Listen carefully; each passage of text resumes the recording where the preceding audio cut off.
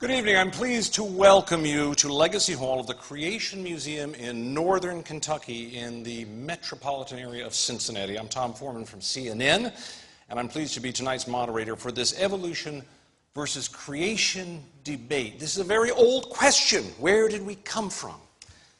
My answer is from Washington this morning by airplane.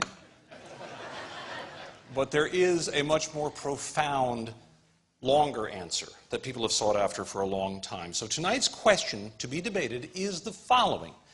Is creation a viable model of origins in today's modern scientific era?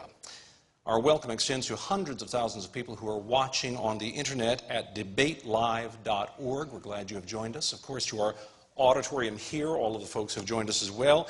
We're joined by 70 media representatives from many of the world's great news organizations. We're glad to have them here as well. And now let's welcome our debaters, Mr. Bill Nye and Mr. Ken Ham.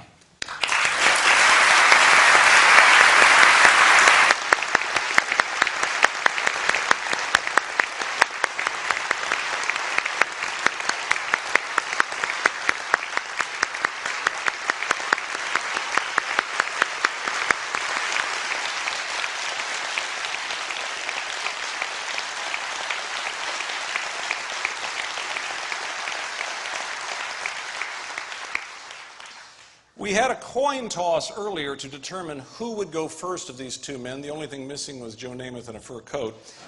But it went very well. Mr. Ham won the coin toss, and he opted to speak first. But first, let me tell you a little bit about both of these gentlemen. Mr. Nye's website describes him as a scientist, engineer, comedian, author, and inventor. Mr. Nye, as you may know, produced a number of award-winning TV shows, including the program he became so well known for, Bill Nye, the Science Guy.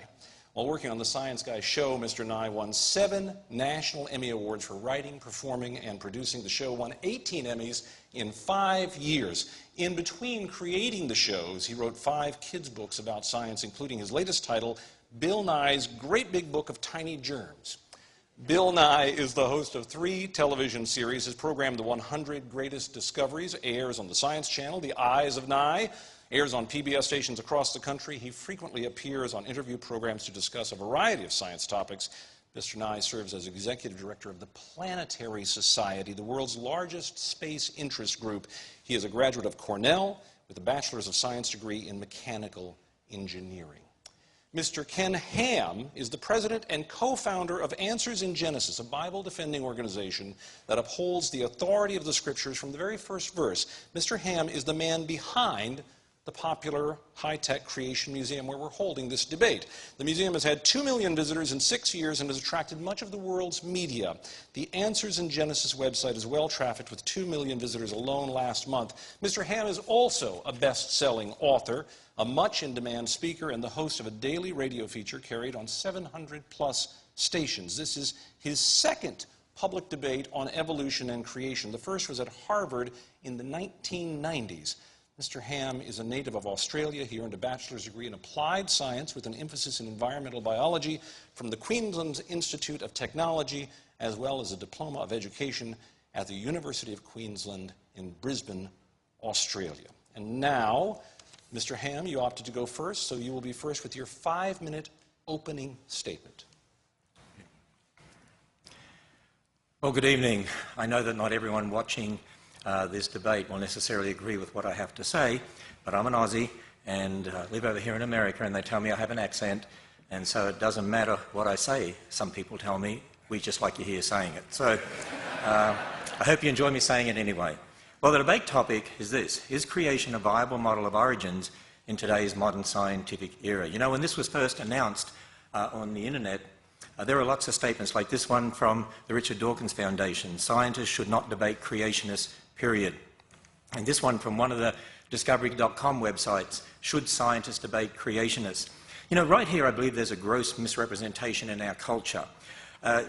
We're seeing people in being indoctrinated to believe that creationists can't be scientists. I believe it's all a part of secularists hijacking the word science. I want you to meet a modern-day scientist who is a biblical creationist. My name is Stuart Burgess. I'm a Professor of Engineering Design at Bristol University in the UK.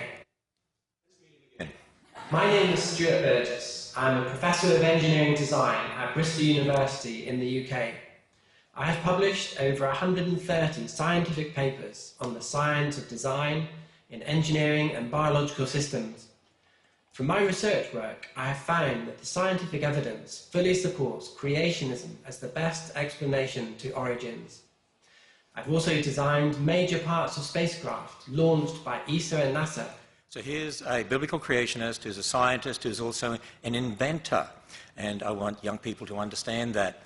You know, the problem, I believe, is this. We need to define terms correctly. We need to define creation, evolution in regard to origins, and we need to define science. And in this opening statement, I want to concentrate on dealing with the word science.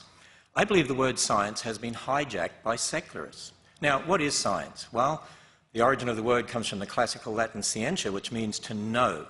And if you look up a dictionary, it'll say science means state of knowing, knowledge.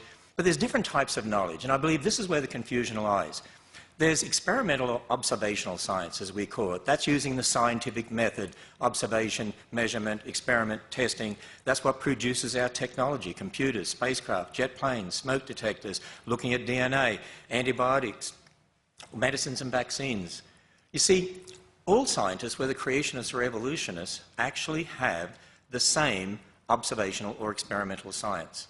And it doesn't matter whether you're a creationist or an evolutionist, you can be a great scientist. For instance, here's an atheist who is a great scientist, Craig Venter, one of the first researchers to sequence the human genome.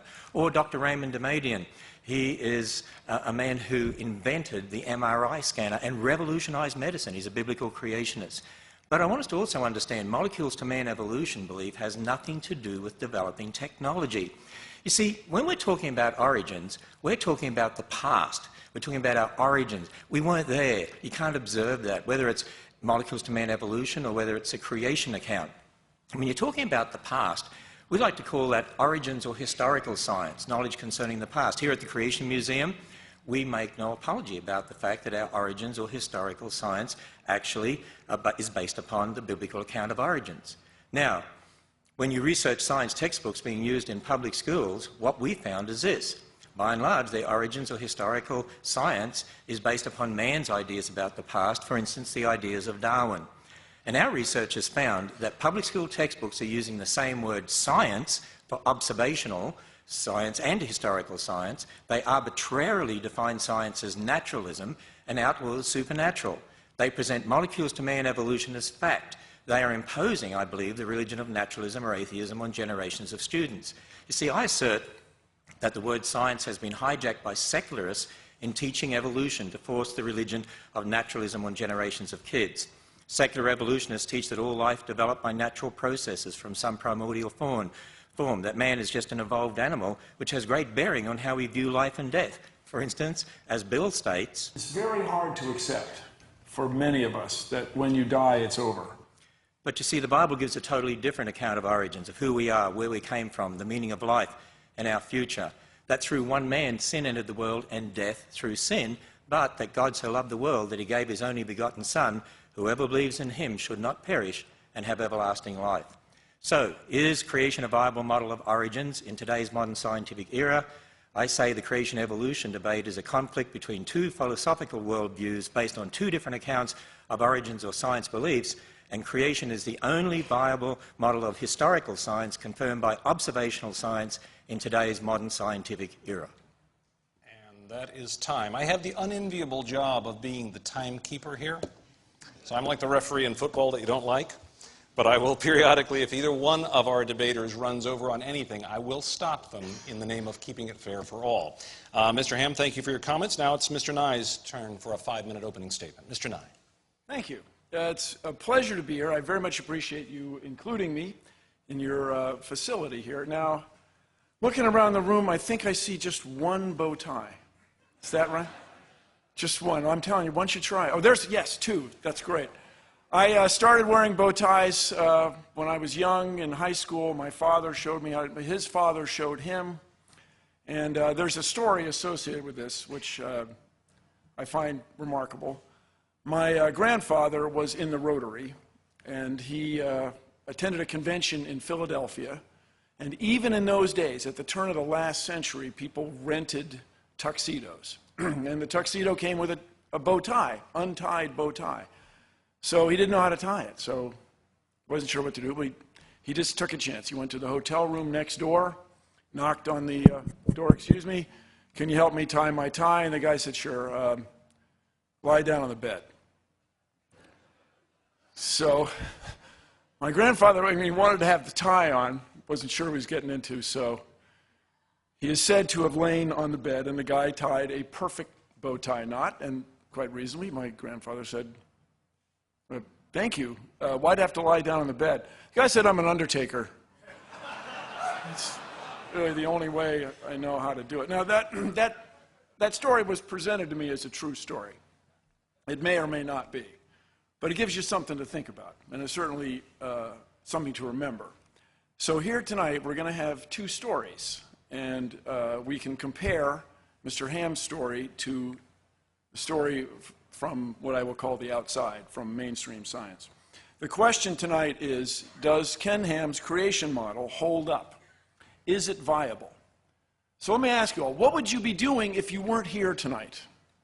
That's right, you'd be home watching CSI. CSI Petersburg. Is it coming? I think it's coming. And on CSI, there is no distinction made between historical science and observational science. These are constructs unique to Mr. Ham. We don't normally have these anywhere in the world except here. Natural laws that applied in the past apply now. That's why they're natural laws. That's why we embrace them. That's how we made all these discoveries that enabled all this remarkable technology. So CSI is a fictional show, but it's based absolutely on real people doing real work. When you go to a crime scene and find evidence, you have clues about the past. And you trust those clues, and you embrace them, and you move forward to convict somebody. Mr. Ham and his followers have this remarkable view of a worldwide flood that somehow influenced everything that we observe in nature. A 500-foot wooden boat, 8 zookeepers for 14,000 individual animals, every land plant in the world underwater for a full year. I ask us all, is that really reasonable? You'll hear a lot about the Grand Canyon, I imagine, also, which is a remarkable place, and it has fossils. And the fossils in the Grand Canyon are found in layers. There is not a single place in the Grand Canyon where the fossils of one type of animal cross over into the fossils of another. In other words, when there was a big flood on the earth, you would expect drowning animals to swim up to a higher level. Not any one of them did. Not a single one. If you could find evidence of that, my friends, you could change the world. Now, I just want to remind us all, there are billions of people in the world who are deeply religious, who get enriched, who have a wonderful sense of community from their religion. They worship together, they eat together, they live in their communities and enjoy each other company. Billions of people, but these same people do not embrace the extraordinary view that the earth is somehow only 6,000 years old. That is unique. And here's my concern. What keeps the United States ahead, what makes the United States a world leader, is our technology, our new ideas, our innovations.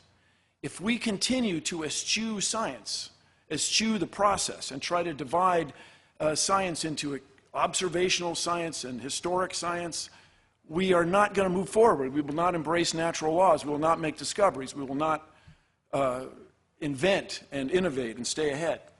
So if you ask me if Ken Ham's creation model is viable, I say no. It is absolutely not viable. So stay with us over the next period, and you can compare my evidence to his. Thank you all very much. Very nice start by both of our debaters here. And now each one will offer a 30-minute illustrated presentation to fully offer their case for us to consider. Mr. Ham, you're up.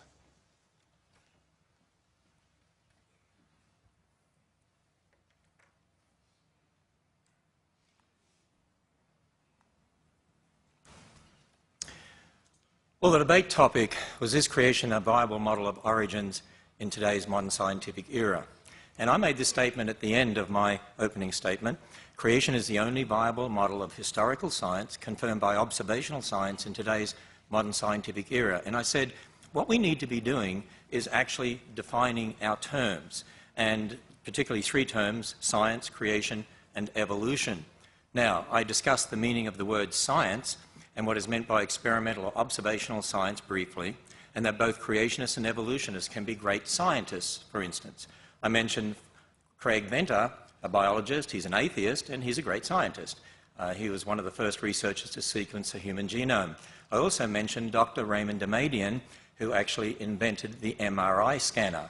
I want you to meet a biblical creationist who is a scientist and inventor. Hi, my name is Dr. Raymond Damadian. I am a young Earth creation scientist and believe that God created the world in 6 24-hour days, just as recorded in the book of Genesis. By God's grace and the devoted prayers of my godly mother-in-law, I invented the MRI scanner in 1969. The idea that scientists who believe the Earth is 6,000 years old cannot do real science is simply wrong. Well, he's most adamant about that. And actually, he revolutionized medicine. He's a biblical creationist. And I encourage children to follow people like that and make them their heroes. Let me introduce you to another biblical creation scientist. My name is Danny Faulkner. I received my PhD in astronomy from Indiana University. For 26 and a half years, I was professor at the University of South Carolina, Lancaster, where I hold the rank of Distinguished Professor Emeritus. Upon my retirement from the university in January of 2013, I joined the research staff at Answers in Genesis. I'm a stellar astronomer. That means my primary interest is stars, but I'm particularly interested in the study of eclipsing binary stars. And I've published many articles in the astronomy literature, places such as the Astrophysical Journal, the Astronomical Journal, and the Observatory. There is nothing in observational astronomy that contradicts a recent creation. I also mentioned Dr. Stuart Burgess, Professor of Engineering Design at Bristol University in England. Now, he designed a double-action worm gear set for the 3 hinges of the robotic arm on a very expensive satellite. And if that had not worked, if that gear set had not worked, that whole satellite would have been useless. Yet Dr. Burgess is a biblical creationist who believes just as I believe. Now, think about this for a moment. Are scientists like Dr. Burgess, who believe in creation, just as I do, a small minority in the scientific world? But let's see what he says about scientists believing in creation. I find that many of my colleagues in academia are sympathetic to the creationist viewpoint, including biologists. However, they are often afraid to speak out because of the criticisms they would get from the media and atheist lobby. I agree, that's a real problem today. We need to have freedom to be able to speak on these topics. You know, I just want to say, by the way, that non-Christian scientists, I should say, non-Christian scientists are really borrowing from the Christian worldview anyway to carry out their experimental or observational science. Think about it. When they're doing observational science using the scientific method, they have to assume the laws of logic, they have to assume the laws of nature, they have to assume the uniformity of nature. I mean, think about it. If the universe came about by natural processes, where'd the laws of logic come from? Did they just pop into existence? Are we in a stage now where we only have half logic? So you see, I have a question for Bill Nye. How do you account for the laws of logic and the laws of nature from a naturalistic worldview that excludes the existence of God? Now, in my opening statement, I also discussed a different type of science or knowledge, origins or historical science. See, again, there's a confusion here, there's a misunderstanding here. People, by and large, have not been taught to look at what you believe about the past as different to what you're observing in the present. You don't observe the past directly. Even when you think about the creation account, I mean, we can't observe God creating. We can't observe the creation of Adam and Eve. We admit that. We're willing to admit our beliefs about the past. But see, what you see in the present is very different. Even some public school textbooks, actually, well, they sort of acknowledge the difference between historical and observational science. Here is an earth science textbook that's used in public schools, and we read this. In contrast to physical geology, the aim of historical geology is to understand Earth's long history. And then they make the statement, historical geology, so we're talking about historical science, tries to establish a timeline of the vast number of physical and biological changes that have occurred in the past.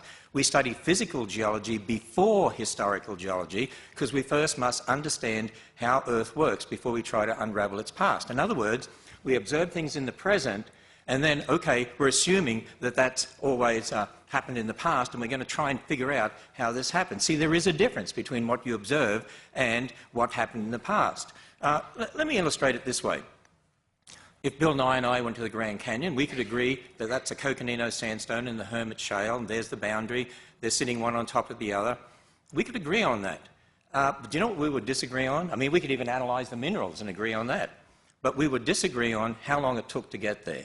But see, none of us saw the sandstone or the shale being laid down. There's a supposed 10 million year gap there, but I don't see a gap.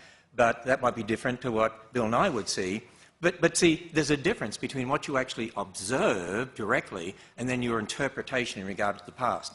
When I was at the Goddard Space Centre a number of years ago, I met creationists and evolutionists who were both working on the Hubble telescope. They agreed on how to build the Hubble telescope.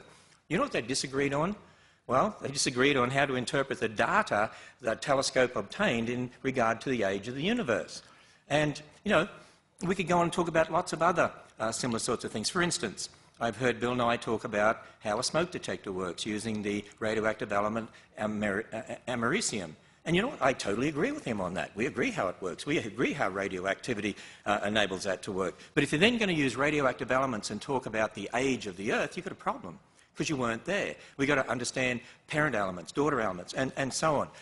We could agree whether you're a creationist or evolutionist on the technology to put the rover on Mars, but we're going to disagree on how to interpret the origin of Mars. I mean, there are some people that believe there was even a global flood on Mars and there's no liquid water on Mars. But, you know, we're going to disagree maybe on our interpretation of origins, and you can't prove either way because, not from an observational science perspective, because we've only got the present. Creationists and evolutionists both work on medicines and vaccines. You see, it doesn't matter whether you're a creationist or an evolutionist, all scientists have the same experimental or observational science. So I have a question for Bill Nye. Can you name one piece of technology that could only have been developed starting with a belief in molecules to man evolution? Now, here's another important fact. Creationists and evolutionists all have the same evidence. Bill Nye and I have the same Grand Canyon. We don't disagree on that. We will have the same fish fossil. This is one from the Creation Museum. The same dinosaur skeletons, the same animals, the same humans, the same DNA, the same radioactive decay elements that we see. We have the same universe. Actually, we all have the same evidences. It's not the evidences that are different. It's a battle over the same evidence in regard to how we interpret the past. And you know why that is? Because it's really a battle over worldviews and starting points. It's a battle over philosophical worldviews and starting points, but the same evidence. Now, I admit, my starting point is that God is the ultimate authority. But if someone doesn't accept that, then man has to be the ultimate authority. And that's really the difference when it comes down to it. You see, I've been emphasizing the difference between historical origin science, knowledge about the past when you weren't there, and we need to understand that we weren't there. Or experimental or observational science, using your five senses in the present, the scientific method, what you can directly observe, test, repeat. There's a big difference between those two. And that's not what's being taught in our public schools, and that's why kids aren't being taught to think critically and correctly about the origins issue. But you know, it's also important to understand, when talking about creation and evolution, both involve historical science and observational science. You see, the role of observational science is this: it can be used to confirm or otherwise one's historical science based on one's starting point. Now, when you think about the debate topic and what I affirmed concerning creation, if our origins or historical science based on the Bible's account of origins is true, then there should be predictions from this that we can test using observational science, and there are. For instance, based on the Bible, we'd expect to find evidence confirming an intelligence produced life. We'd expect to find evidence confirming after their kind. The Bible says God made kinds of animals and plants after their kind, implying each kind produces its own, not that one kind changes into another. You'd expect to find evidence confirming a global flood of Noah's day, evidence confirming one race of humans, because we all go back to Adam and Eve. Biologically, that would mean there's one race. evidence confirming the Tower of Babel, that God gave different languages, evidence confirming a young universe. Now, I can't go through all of those, but a couple of them we'll look at briefly. After their kind, evidence confirming that. In the Creation Museum, we have a display featuring replicas, actually, of Darwin's finches. They're called Darwin's finches. Darwin collected finches from the Galapagos and took them back to England, and we see the different species, the different beak sizes here. And you know, from the specimens that Darwin obtained in the Galapagos, he actually pondered these things, and how do you explain this? And in his notes, actually, he came up with this diagram here, a tree. And he actually said, I think. So he was talking about different species, and maybe those species came from some common ancestor. Actually, when it comes to finches, we actually would agree as creationists that different finch species came from a common ancestor, but a finch is what they would have to come from. But you see, Darwin wasn't just thinking about species. Darwin had a much bigger picture in mind. When you look at The Origin of Species and read that book, you'll find he made this statement: from such low and intermediate form, both animals and plants may have been developed, and if we admit this, we must likewise admit that all organic beings which have ever lived on this earth may be descended from some one primordial form. So he had in mind what we today know as an evolutionary tree of life, that all life has arisen from some primordial form. Now, when you consider the classification system, kingdom, phylum, class, order, family, genus, species, we would say, as creationists, and we have many creation scientists who've researched this, and for lots of reasons, I would say the kind in Genesis 1 really is more at the family level of classification. For instance, there's one dog kind, there's one cat kind, even though you have different genera, different species. That would mean, by the way, you didn't need anywhere near the number of animals on the ark as people think. You wouldn't need all the species of dogs, just two, not all the species of cats, just two. And you see, based on the biblical account there in Genesis 1, creationists have drawn up what they believe is a creation orchard. In other words, they're saying, look, there's great variation in the genetics of dogs and finches and so on. And so over time, particularly after Noah's flood, you'd expect, if there were two dogs, for instance, you could end up with different species of dogs, because there's an incredible amount of variability in the genes of any creature. And so you'd expect these different species up here, but there's limits.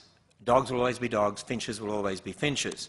Now, as a creationist, I maintain that observational science actually confirms this model based on the Bible. For instance, take dogs.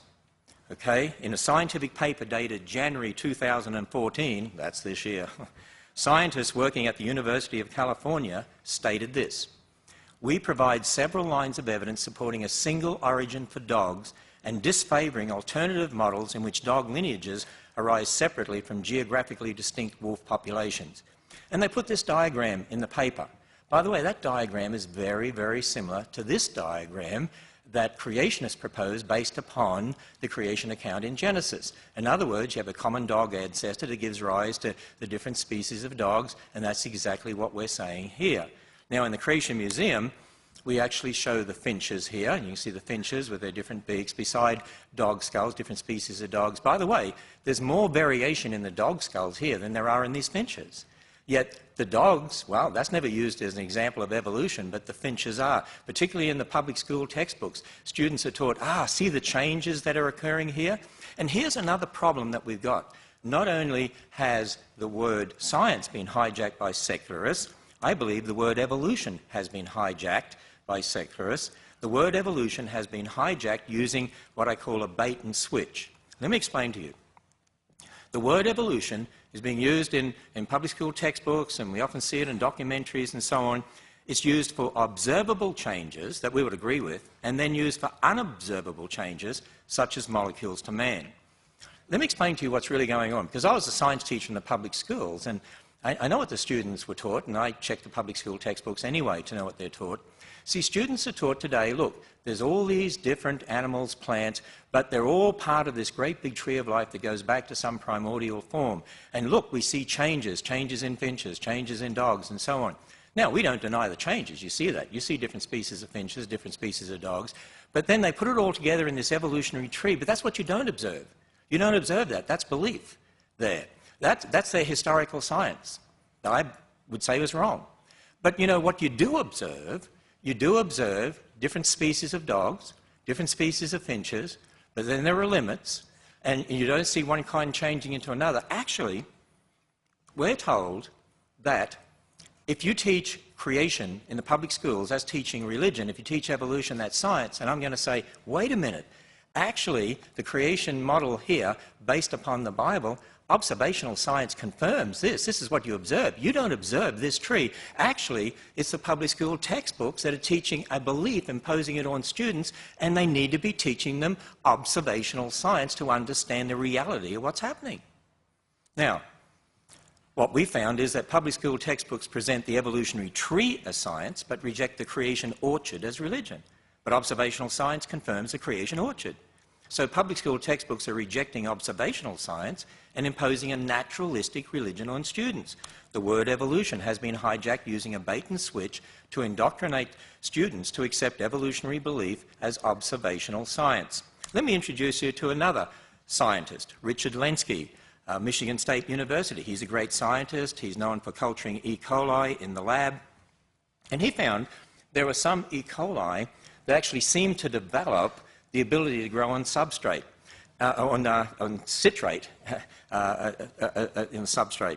But Richard Lenski is here mentioned in this book, and it's called Evolution in the Lab.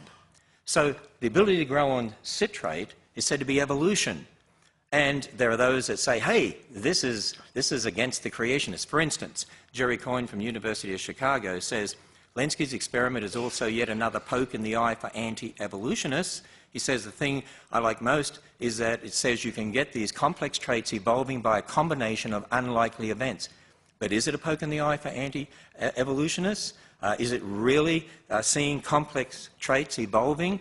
What does it mean that some of these bacteria are able to grow on citrate? Let me introduce you to another biblical creationist who is a scientist. Hi, my name is Dr. Andrew Fabich. I got my PhD from the University of Oklahoma in microbiology. I teach at Liberty University, and I do research on E. coli in the intestine.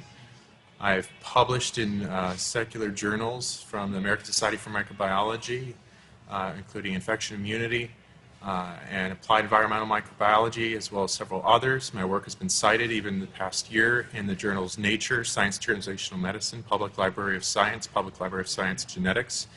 It's cited regularly in those journals.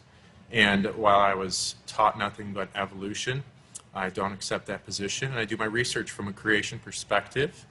When I look at the evidence that people cite of E. coli supposedly evolving over 30 years, over 30,000 generations in the lab, and people say that it is now able to grow on citrate, I don't deny that it grows on citrate, but it's not any kind of new information.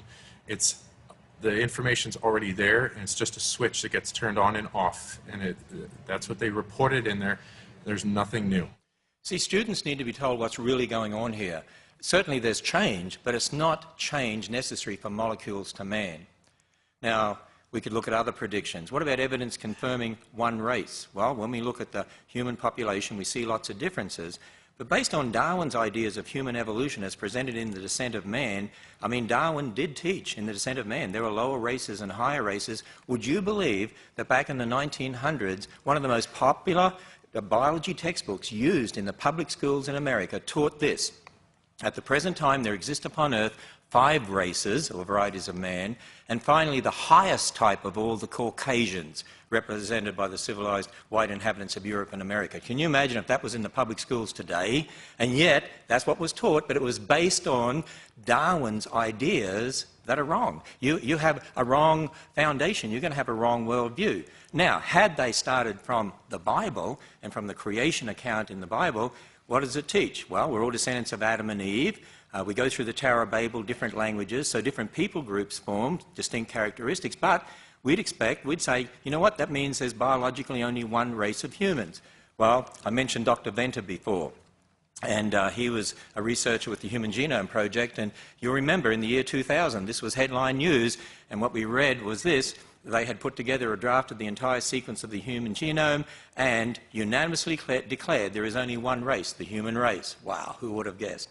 But you see, there we have observational science confirming the creation account, not confirming at all Darwin's ideas.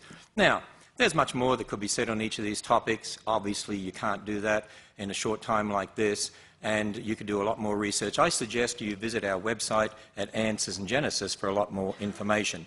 So, the debate topic, is creation a viable model of origins in today's scientific era? I said we need to define the terms, and particularly the term science and the term evolution, and I believe we need to understand how they're being used to impose an anti-God religion on generations of unsuspecting students. You see, I keep emphasizing we do need to understand the difference between experimental or observational science and historical science. And you know what?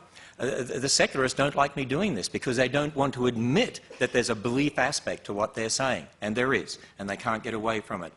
Let me illustrate this with a statement from Bill Nye. You can show the Earth is not flat. You can show the Earth is not 10,000 years old. By the way, I agree. You can show the Earth is not flat. There's a video from the Galileo spacecraft showing the Earth, and speeded up, of course, but spinning. You can see it's a sphere. You can observe that. You can't observe the age of the Earth. You don't see that. You see, again, I emphasize there's a big difference between historical science, talking about the past, and observational science, talking about the present. And I believe what's happening is this, that students are being indoctrinated by the confusion of terms. The hijacking of the word science and the hijacking of the word evolution in a bait and switch. Let me illustrate further with this video clip, because here I assert that Bill Nye is equating observational science with historical science, and I also say it's not a mystery when you understand the difference. Apparently, people with these deeply held religious beliefs, they embrace that whole literal interpretation of the Bible as written in English as a worldview, and at the same time, they accept aspirin, antibiotic drugs, airplanes, but they're able to hold these two worldviews, and this is a mystery. Actually, I suggest to you it's not a mystery. You see, when I'm talking about antibiotics, aspirin, smoke detectors, jet planes, that's Ken Ham, the observational science bloke. I'm an Australian. We call guys blokes, okay? But when you're talking about creation in thousands of years or the age of the Earth, that's Ken Ham, the historical science bloke. I'm willing to admit that. Now, when Bill Nye's talking about aspirin, antibiotics, jet planes, smoke detectors, he does a great job at that. I used to enjoy watching him on TV too. That's Bill Nye, the observational science guy. But when he's talking about evolution in millions of years, I'm challenging him that that's Bill Nye, the historical science guy, and I challenge the evolutionists to admit the belief aspects of their particular worldview. Now, at the Creation Museum, we're only too willing to admit our beliefs based upon the Bible, but we also teach people the difference between beliefs and what one can actually observe and experiment with in the present. I believe we're teaching people to think critically and to think in the right terms about science. I believe it's the creationists that should be educating the kids out there, because we're teaching them the right way to think. You know, we admit our origins of historical science is based upon the Bible, but I'm just challenging evolutionists to admit the belief aspects of evolution and be upfront about the difference here. As I said, I'm only too willing to admit my historical science based on the Bible. And let me further go on and define the term creation as we use it. By creation, we mean, here at Answers in Genesis and the Creation Museum, we mean the account based on the Bible. Yes, I take Genesis as literal history, as Jesus did. And here at the Creation Museum, we walk people through that history. We walk them through creation, a perfect creation. God made Adam and Eve, land animal kind, sea creatures, and so on. And then sin and death entered the world, so there was no death before sin. That means, how can you have billions of dead things before man sinned? And then the catastrophe of Noah's flood. If there was a global flood, you'd expect to find billions of dead things buried in rock layers laid down by water all over the earth. Had to say that because a lot of our supporters would want me to. And what do you find? Billions of dead things buried in rock layers laid down by water all over the earth. Confusion, the Tower of Babel. God gave different languages, so you get different people groups. So this is the geological, astronomical, anthropological, biological history as recorded in the Bible. So this is concerning what happened in the past that explains the present. And then, of course, that God's Son stepped into history to be Jesus Christ, the God-man, to die on the cross, be raised from the dead, and one day there's going to be a new heavens and a new earth to come. And, you know, not only is this an understanding of history to explain the geology, biology, astronomy, and so on, to connect the present to the past, but it's also a foundation for our whole worldview. For instance, in Matthew 19, when Jesus was asked about marriage, he said, "Have you not read? He which made the beginning made them male and female, and said, for this cause shall a man leave his father and mother and be joined to his wife, and they'll be one flesh." He quoted from Genesis as literal history, Genesis 1 and 2. God invented marriage, by the way. That's where marriage comes from, and it's to be a man and a woman. And not only marriage, ultimately, every single biblical doctrine of theology, directly or indirectly, is founded in Genesis. Why is there sin in the world? Genesis. Why is there death? Genesis. Why do we wear clothes? Genesis. Why did Jesus die on a cross? Genesis. It's a very important book. It's foundational to all Christian doctrine. And you see, when we look at that, what I call the 7 C's of history that we walk people through here at the museum, think about how it all connects together. A perfect creation, it'll be perfect again in the future. Sin and death entered the world. That's why God's Son died on the cross, and to conquer death and offer a free gift of salvation. The flood of Noah's day, a reminder that the flood was a judgment because of man's wickedness, but at the same time a message of God's grace and salvation, as Noah and his family had to go through a door to be saved, so we need to go through a door to be saved. Jesus Christ said, "I am the door, by me if any man enter in, he'll be saved." And we make no apology about the fact that what we're on about is this: if you confess with your mouth the Lord Jesus and believe in your heart God has raised him from the dead, you'll be saved. Now, as soon as I say that, people say, see, if you allow creation in schools, for instance, if you allow students to even hear about it, this is religion. You know, let me illustrate this, talking about a recent battle in Texas over textbooks in the public school. A newspaper report said this: textbook and classroom curriculum battles have long ranged in Texas, pitting creationists, those who see God's hand in the creation of the universe, against academics. Stop right there. Notice, creationists, academics. Creationists can't be academics. Creationists can't be scientists. See, it's the way things are worded out there. It's an indoctrination that's going on, who worry about religious and political ideology trumping scientific fact. Wait a minute, what do I mean by science? You're talking about what you observe, or you're talking about your beliefs about the past?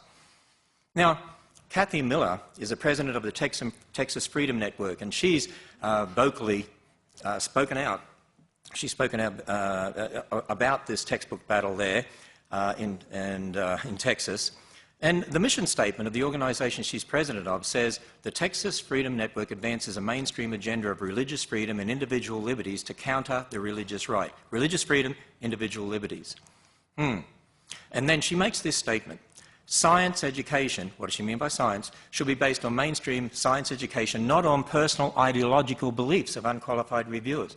Wait a minute, they want religious liberty and not personal ideological beliefs? I assert this.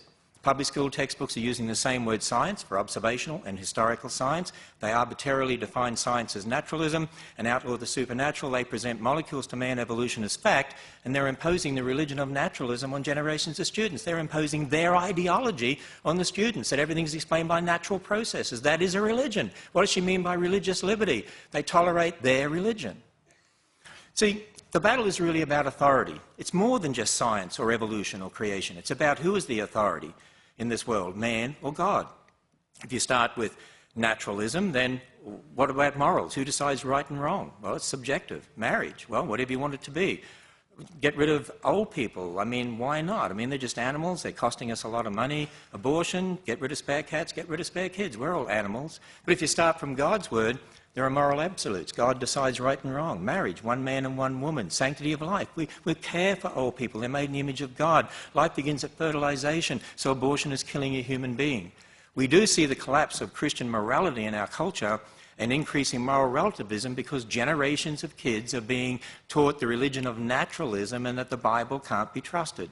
And so again I say, creation is the only viable model of historical science confirmed by observational science in today's modern scientific era.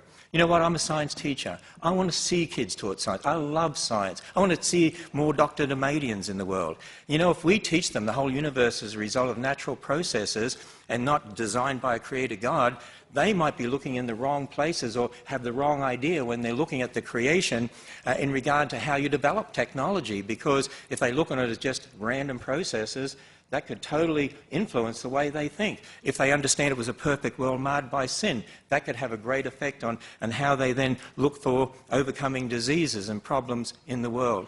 I want children to be taught the right foundation, that there's a God who created them, who loves them, who died on the cross for them, and that they're special. They're made in the image of God. Very good. Thank you, Mr. Ham. We can applaud Mr. Ham's presentation.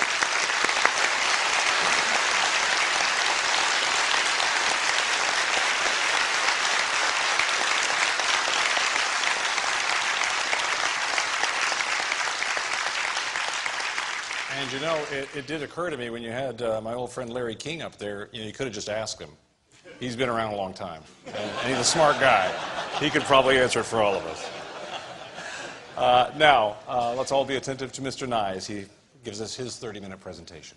Thank you very much. And Mr. Ham, I learned something. Thank you. Well, let's take it back around to the question at hand. Does Ken Ham's creation model hold up? Is it viable? So, for me, of course, well, take a look. We are here in Kentucky on layer upon layer upon layer of limestone. I stopped at the side of the road today and picked up this piece of limestone that has a fossil right there. Now, in these many, many layers, in this vicinity of Kentucky, there are coral animals, fossil, zooxanthellae.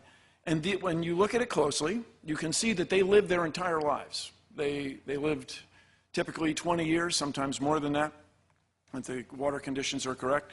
And so we are standing on millions of layers of ancient life. How could those animals have lived their entire life and formed these layers in just 4,000 years? There isn't enough time since Mr. Ham's flood for this limestone that we're standing on to have come into existence. My scientific colleagues go to places like Greenland, the Arctic, they go to Antarctica, and they drill into the ice with hollow drill bits. It's not that extraordinary. Many of you have probably done it yourselves, drilling other things, hole saws to put locks in doors, for example.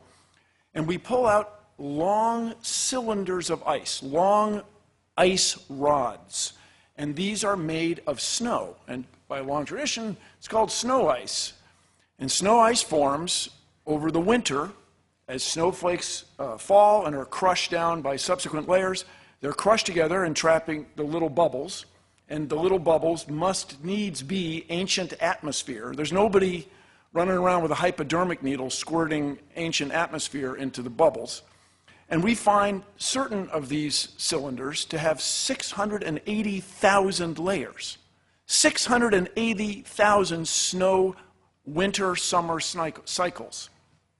How could it be that just 4,000 years ago, all of this ice formed?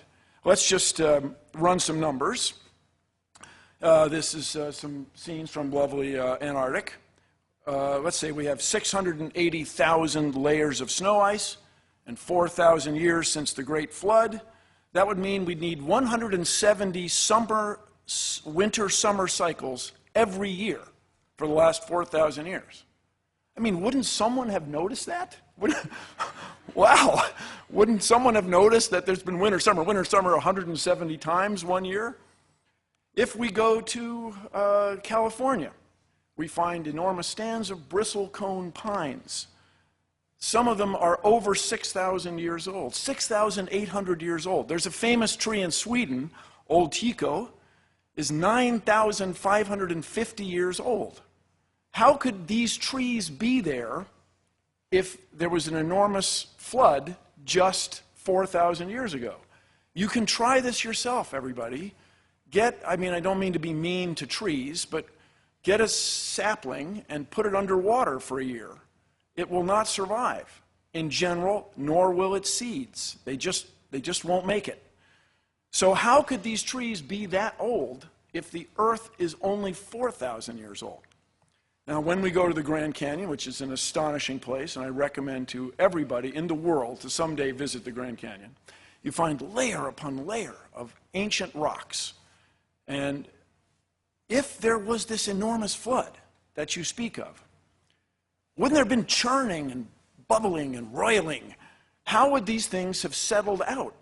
Your claim that they settled out in an extraordinary short amount of time is, for me, not satisfactory. You can look at these rocks, you can look at rocks that are younger, you can go to seashores where there's sand. This is what geologists on the outside do, study the rate at which soil is deposited at the end of rivers and deltas, and we can see that it takes a long, long time for sediments to turn to stone.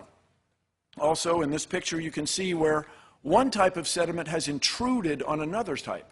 Now, if that was uniform, wouldn't we expect it all to be even without intrusion? Furthermore, you can find places in the Grand Canyon where you see an ancient riverbed on that side going to an ancient riverbed on that side, and the Colorado River has cut through it. And by the way, if this great flood drained through the Grand Canyon, wouldn't there have been a Grand Canyon on every continent? How could we not have Grand Canyons everywhere if this water drained away in this extraordinary short amount of time, 4,000 years?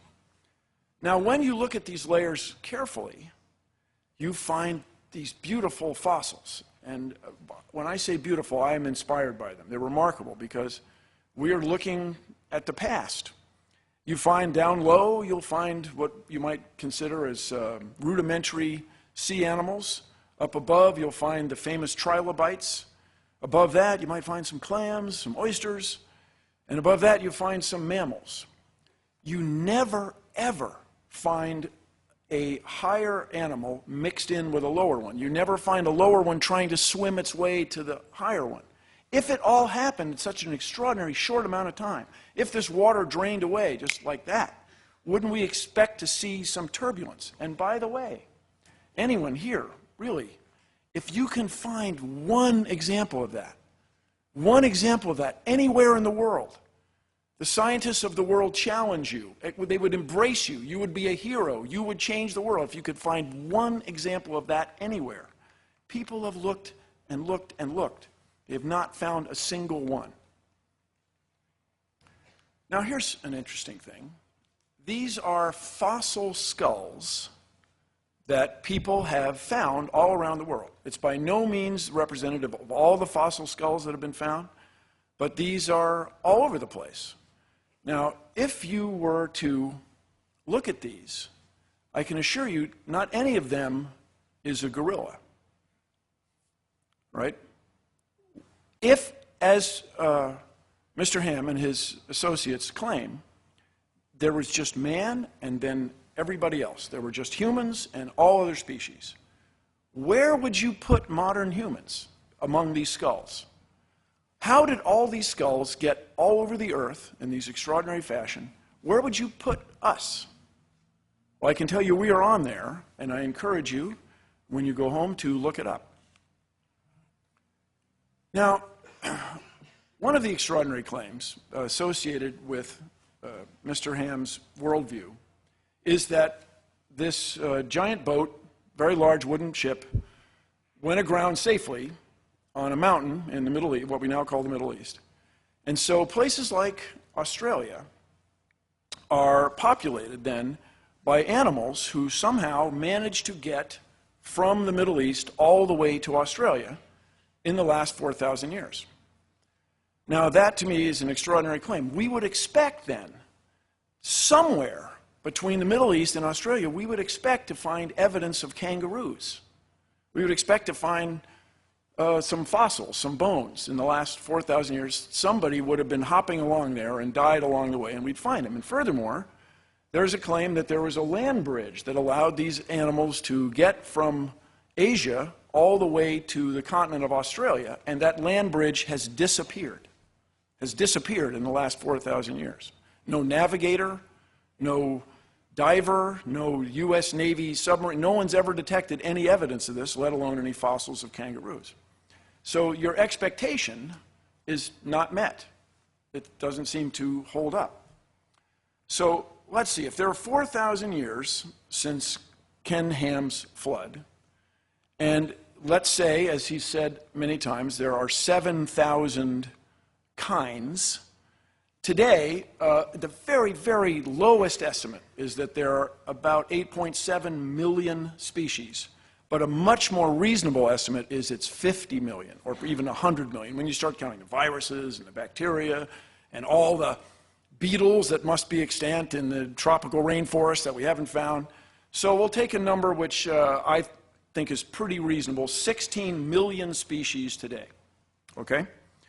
If these came from 7,000 kinds, let's say we have 7,000 subtracted from 15 million, that's 15,993. We have 4,000 years, we have 365 and a quarter days a year. We would expect to find 11 new species every day. So you'd go out into your yard, you wouldn't just find a different bird, a new bird, you'd find a different kind of bird, a whole new species of bird every day, a new species of fish, a new species of organisms you can't see, and so on. I mean, this would be enormous news. The last 4,000 years, people would have seen these changes among us. So the Cincinnati Enquirer, I imagine, would carry a column right next to the weather report. Today's new species, and it would list these 11 every day. But we see no evidence of that. There's no evidence of these species. There just simply isn't enough time.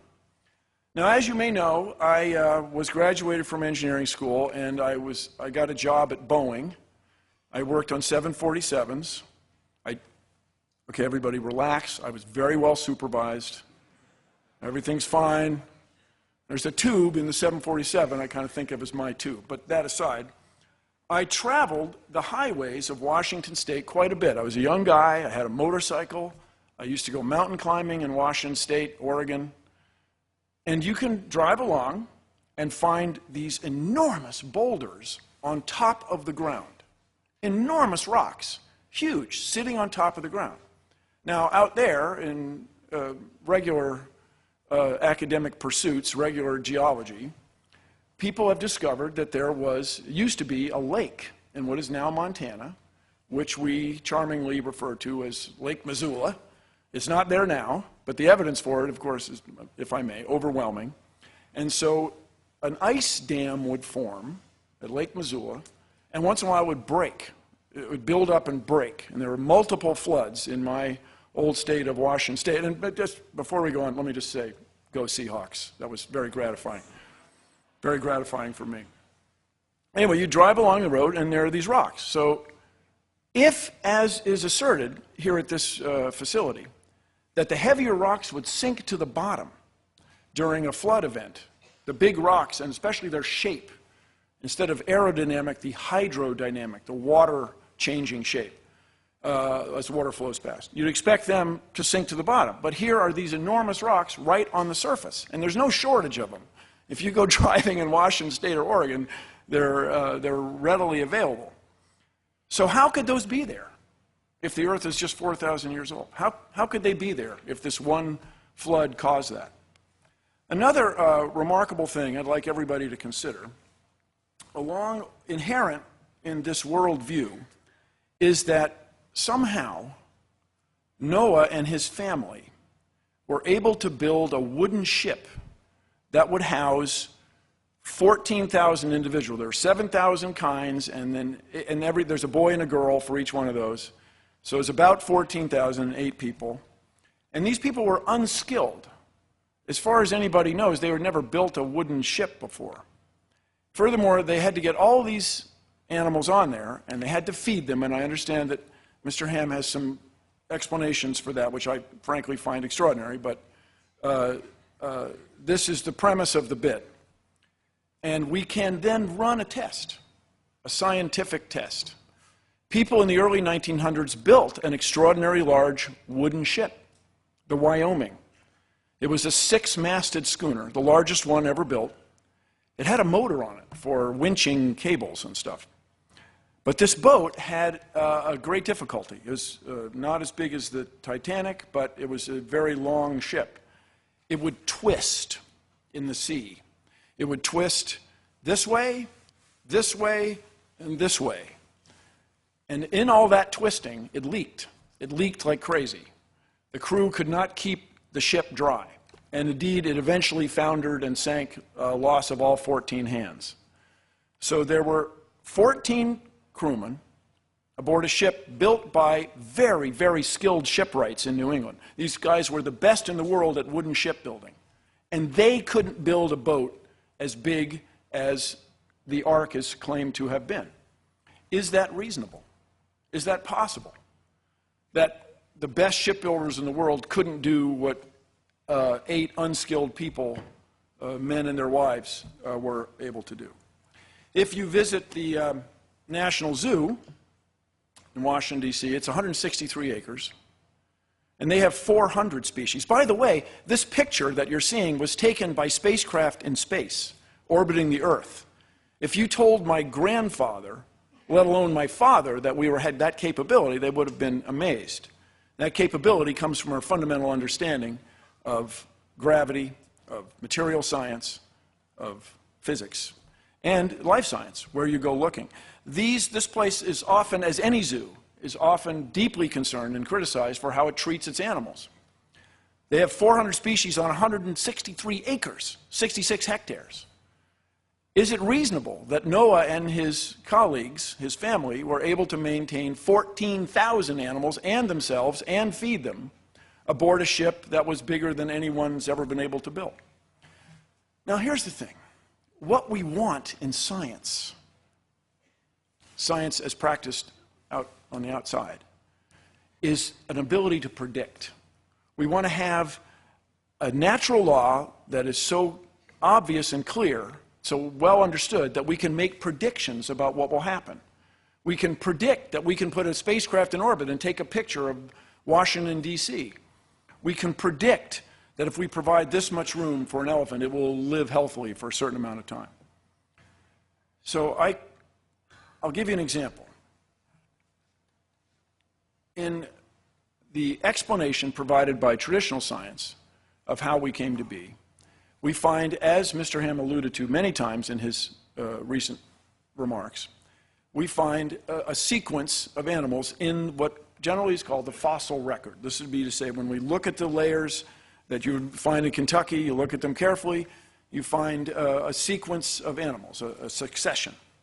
And as one might expect, when you're looking at old records, there's some pieces seem to be missing, a gap. So scientists got to thinking about this. There are lungfish that jump from pond to pond in Florida and end up in people's swimming pools. And there are amphibians, frogs and toads, croaking and carrying on. And so people wondered if there wasn't a fossil or an organism, an animal that had lived, that had characteristics of both. People over the years had found that in Canada, there was clearly a fossil marsh, a place that used to be a swamp, had dried out. And they found all kinds of happy swamp fossils there, ferns, so on, organisms, animals, fish that were recognized. And people realized that if this, with the age of the rocks there, as computed by traditional scientists, with the age of the rocks there, this would be a reasonable place to look for an animal, a fossil of an animal that lived there. And indeed, scientists found it, Tiktaalik, this fish lizard guy. And they found several specimens. It wasn't one individual. In other words, they made a prediction that this animal would be found, and it was found. So far, Mr. Ham and his worldview, the Ken Ham creation model, does not have this capability. It cannot make predictions and show results. Here's an extraordinary one that I find remarkable. There are certain fish, the top minnows, that have the remarkable ability to have sex with other fish, traditional fish sex, and they can have sex with themselves. Now, one of the old questions in life science, everybody, one of the old sort of chin strokers, is why does any organism, whether you're an ash tree, a sea jelly, a squid, a marmot, why does anybody have sex? I mean, there are more bacteria in your tummy right now than there are humans on Earth. And bacteria, they don't bother with that, man. They just like split themselves in half. They get new bacteria. Like, let's get her done. Let's go. But why does think of all the trouble a rose bush goes to make a flower, and the thorns and the bees swimming, flying around, interacting. Why does anybody bother with all that? And the answer seems to be your enemies. And your enemies are not lions and tigers and bears. Oh my, no. Your enemies are germs and parasites. That's what's going to get you. Germs and parasites. My first cousin's son died tragically from essentially the flu. This is not some story I heard about. It's my first cousin once removed. Because apparently the virus had the right genes to attack his genes. So when you have sex, you have a new set of genes. You have a new mixture. So people studied these top minnows, and they found that the ones who reproduced sexually had fewer parasites than the ones that reproduced on their own. This black spot disease. Wait, there's more. In these populations, with flooding and so on, with river ponds get isolated, then they dry up, then the river flows again. In between, some of the fish will have sex with other fish sometimes, and they'll have sex on their own, what's called asexually. And those fish, the ones that are in between, sometimes this, sometimes that, they have an intermediate number of infections. In other words, the explanation provided by evolution made a prediction. And the prediction's extraordinary and subtle, but there it is. How else would you explain it? And to Mr. Ham and his followers, I say this is something that we in science want. We want the ability to predict. And your assertion that there's some difference between the natural laws that I use to observe the world today and the natural laws that existed 4,000 years ago is extraordinary and unsettling.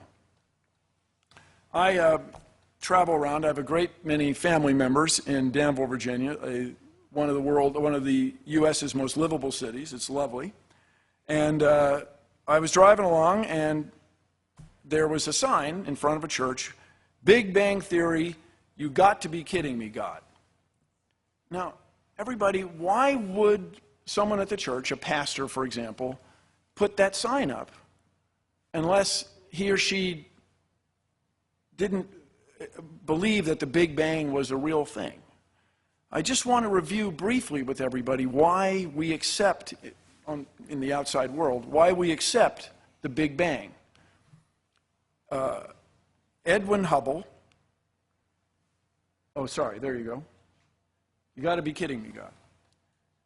Edwin Hubble was sitting at Mount Wilson, which is up from Pasadena, California. On a clear day, you can look down and see where the Rose Parade goes. It's that close to civilization. But even in the early 1900s, the people who selected this site for astronomy picked an excellent site. The clouds and smog are below you. And Edwin Hubble sat there at this very big telescope night after night studying the heavens. And he found that the stars are moving apart. The stars are moving apart. And he wasn't sure why, but it was clear that the stars are moving farther and farther apart all the time. So people talked about it for a couple decades. And then eventually another astronomer, almost a couple decades, another astronomer, Fred Hoyle, just remarked, well, it was like there was a Big Bang. There was an explosion. This is to say, since everything's moving apart, it's very reasonable that at one time they were all together. And there's a place from whence, or rather whence these things expanded. And it was a remarkable insight. But people went still questioning it for decades. Science and conventional scientists questioning it for decades. These two researchers wanted to listen for radio signals from space, radio astronomy. And this is, while we have visible light for our eyes, there's a whole other bunch of waves of light that are much longer. The microwaves in your oven are about that long. The radar at the airport is about that long. Your FM radio signals about like this. AM radio signals are a kilometer. There are several soccer fields. They went out listening, and there was this hiss, this tss, all the time that wouldn't go away. And they thought, oh, doggone it, there's some loose connector. They plugged in the connector. They re-screwed it, they made it tight. They turned it this way, the hiss was still there. They heard it that way, it's just still there. They thought it was pigeon droppings that had affected the reception of this horn, it's called. This thing is still there. It's in Basking Ridge, New Jersey. It's a National Historic Site. And Arno Penzias and Robert Wilson had found this cosmic background sound that was predicted by astronomers. Astronomers running the numbers, doing math, predicted that in the cosmos would be left over this echo, this energy from the Big Bang that would be detectable. And they detected it. We built the Cosmic Observatory for Background Emissions, the COBE spacecraft, and it matched exactly the astronomers' predictions. You got to respect that. It's a wonderful thing. Now, along that line is some interest in the age of the Earth. Right now, it's generally agreed that the Big Bang happened 13.7 billion years ago. What we can do on Earth, these elements that we all know on the periodic table of chemicals, even ones we don't know, were created when stars explode. And I look like nobody, but I attended a lecture by Hans Bethe, who won a Nobel Prize for discovering the process by which stars create all these elements. The one that interests me especially is our good friends rubidium and strontium. Rubidium becomes strontium spontaneously. It's an interesting thing to me. A neutron becomes a proton, and it goes up the periodic table. When lava comes out of the ground, molten lava, and it freezes, turns to rock, when the melt solidifies or crystallizes, it locks the rubidium and strontium in place. And so by careful assay, by being diligent, you can tell when the rock froze. You can tell how old the rubidium and strontium are, and you can get an age for the Earth. When that stuff falls on fossils, you can get a very good idea of how old the fossils are. I encourage you all to go to Nebraska, go to Ashfall State Park, and see the astonishing fossils. It looks like a Hollywood movie. There are rhinoceroses, there are three-toed horses in Nebraska. None of those animals are extant today, and they were buried catastrophically by a volcano in what is now Idaho, is now Yellowstone National Park. What's called the hot spot, people call it the super volcano. And it's a remarkable thing. Apparently, as I can tell you, as a Northwesterner around for Mount St. Helens, full disclosure, I'm on the Mount St. Helens board. When it goes off, it gives out a great deal of gas that's toxic and knocks these animals out. Looking for relief, they go to a watering hole, and then when the ash comes, they were all buried. It's an extraordinary place. Now, if in the bad old days you had heart problems, they would right away cut you open. Now we use a drug based on rubidium to look at the inside of your heart without cutting you open. Now, my Kentucky friends, I want you to consider this. Right now, there is no place in the Commonwealth of Kentucky to get a degree in this kind of nuclear medicine, this kind of drugs associated with that. I hope you find that troubling. I hope you're concerned about that. You want scientifically literate students in your Commonwealth for a better tomorrow for everybody. You can't get this here. You have to go out of state. Now, as far as the distance to stars, understand this is very well understood. It's February. We look at a star in February, we measure an angle to it, we wait 6 months, we look at that same star again, and we measure that angle. It's the same way carpenters built this building. It's the same way surveyors surveyed the land that we're standing on. And so by measuring the distance to a star, you can figure out how far away it is, that star, and then the stars beyond it and the stars beyond that. There are billions of stars, more than 6,000 light years from here. A light year is a unit of distance, not a unit of time. There are billions of stars. Mr. Ham, how could there be billions of stars more distant than 6,000 years if the world's only 6,000 years old? It's an extraordinary claim. There's another astronomer, Adolf Kittel, who remarked first about the reasonable man. Is it reasonable that we have ice, older by a factor of 100 than you claim the Earth is. We have trees that have more tree rings than the Earth is old. That we have rocks with rubidium and strontium and uranium and potassium argon dating that are far, far, far older than you claim the Earth is. Could anybody have built an ark that would sustain better than any ark anybody was able to build on the Earth? So if you're asking me, and I got the impression you were, is Ken Ham's creation model viable? I say no. Absolutely not. Now, one last thing. You may not know that in the U.S. Constitution, from the Founding Fathers, is the sentence to promote the progress of science and useful arts. Kentucky voters, voters who might be watching online in places like Texas, Tennessee, Oklahoma, Kansas, please, you don't want to raise a generation of science students who don't understand how we know our place in the cosmos, our place in space, who don't understand natural law. We need to innovate to keep the United States where it is in the world. Thank you very much.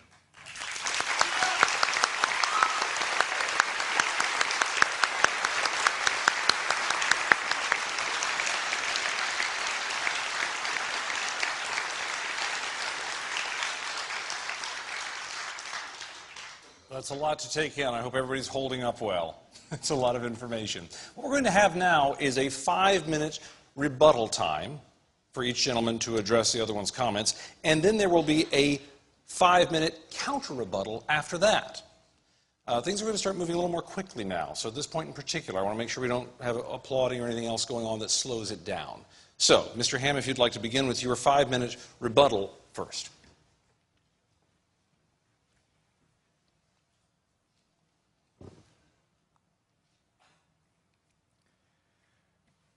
Well, first of all, Bill, if I was to answer all the points that you brought up, the moderator would think I was going on for millions of years. So I can only deal with some of them. And you mentioned the age of the Earth a couple of times, so let me deal with that. As I said in my presentation, you can't observe the age of the Earth, and I would say that comes under what we call historical origin science. Now, just to understand, so you understand where I'm coming from, yes, we admit we build our origins of historical science on the Bible. The Bible says God created in 6 days. The Hebrew word yom, as it's used in Genesis 1 with the evening morning number, means an ordinary day. Adam was made on day 6. And so when you add up all those genealogies specifically given in the Bible, yeah, from Adam to Abraham, you've got 2,000 years from Abraham to Christ, 2,000 years from Christ to the present 2,000 years. That's how we get 6,000 years. So that's where it comes from, just so you know. Now, a lot of people say, now, by the way, the Earth's age is 4.5 billion years old, and we have radioactive decay dating methods that found that. But you see, we certainly observe radioactive decay, whether it's rubidium, strontium, whether it's uranium, lead, potassium, argon. But when you're talking about the past, we have a problem. I'll give you a practical example. In Australia, there were engineers that were trying to search out about a coal mine, and so they drilled down and they found a basalt layer, lava flow, that had woody material in it, branches and twigs and so on. And when Dr. Andrew Snelling, our PhD geologist, sent that to a lab in Massachusetts in 1994, they used potassium argon dating. It dated to 45 million years old. Well, he also sent the wood to the radiocarbon section of the same lab, and that dated to 45,000 years old. 45,000-year-old wood and 45 million-year-old rock. The point is, there's a problem.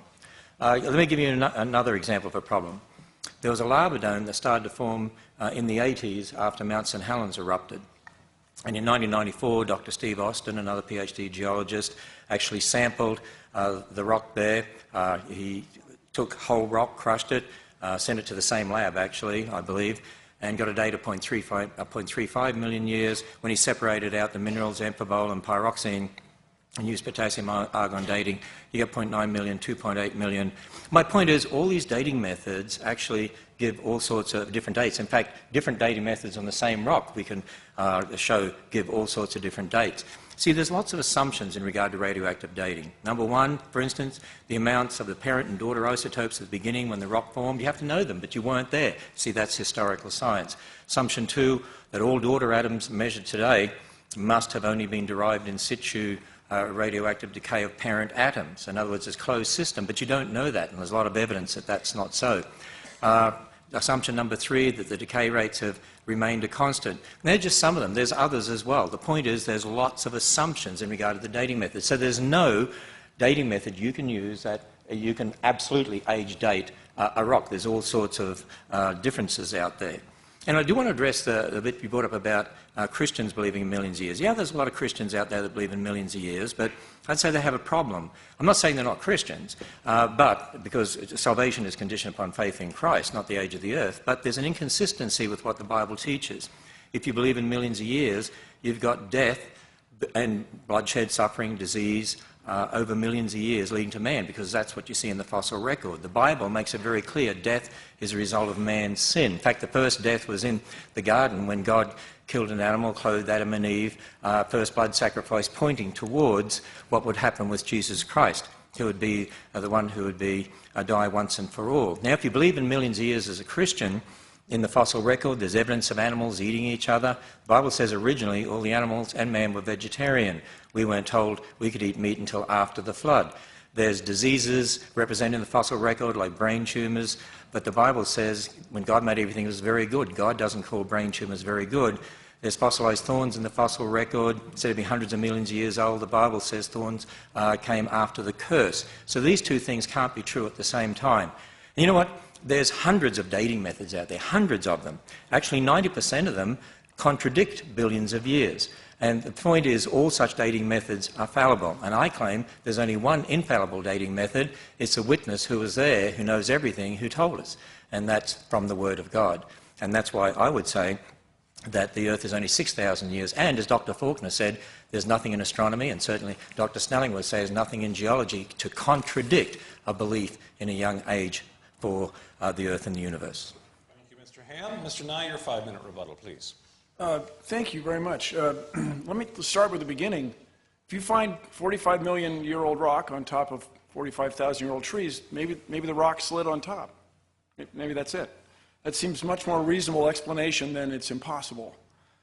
As far as dating goes, actually the methods are very reliable. One of the mysteries or interesting things that people in my business, especially at the Planetary Society, are interested in is why all the asteroids seem to be so close to the same date. It's in age, 4.5, 4.6 billion years. It's a remarkable thing. People at first expected a little more of a spread. So I understand that you take the Bible as written in English, translated not countless, but many, many times over the last 3 millennia, as to be a more accurate, more reasonable assessment of the natural laws we see around us than what I and everybody in here can observe. That to me is unsettling, troubling. And then about the disease thing, are the fish sinners? Have they done something wrong to get diseases? That's sort of an extraordinary claim that takes me just a little past what I'm comfortable with. And then as far as you can't observe the past, I have to stop you right there. That's what we do in astronomy. All we can do is in astronomy is look at the past. By the way, you're looking at the past right now because the speed of light bounces off of me and then gets to your eyes. And I'm delighted to see that the people in the back of the room appear just that much younger than the people in the front. So this idea that you can separate the natural laws of the past from the natural laws that we have now, I think is at the heart of our disagreement. I don't see how we're ever going to agree with that if you insist that natural laws have changed. It's, for lack of a better word, it's magical. And I have appreciated magic since I was a kid, but it's not really what we want in conventional mainstream science. So your assertion that all the animals were vegetarians before they got on the ark, that's really remarkable. I have not spent a lot of time with lions, but I can tell they've got teeth that really aren't set up for broccoli. that these animals were vegetarians till this flood is something that I would ask you to provide a little more proof for. I give you the lion's teeth. You give me verses as translated into English over 30 centuries. So that is not enough evidence for me. If you've ever played telephone, I remember very well in kindergarten, where you have a secret and you whisper it to the next person, to the next person, to the next person. Things often go wrong. So it's very reasonable to me that instead of lions being vegetarians on the ark, lions are lions, and the information that you use to create your worldview is not consistent with what I as a reasonable man would expect. So I want everybody to consider the implications of this. If we accept Mr. Ham's point of view, that Mr. Ham's point of view, that the Bible as translated into American English serves as a science text, and that he and his followers will interpret that for you, I want you to consider what that means. It means that Mr. Ham's word, or his interpretation of these other words, is somehow to be more respected than what you can observe in nature, what you can find literally in your backyard in Kentucky. It's a troubling and unsettling point of view, and it's one I'd very much like you to address when you come back. As far as the 5 races that you mentioned, it's kind of the same thing. The 5 races were claimed by people who were of European descent, and they said, hey, we're the best, check us out. And that turns out to be, if you've ever traveled anywhere or done anything, not to be that way. People are much more alike than they are different.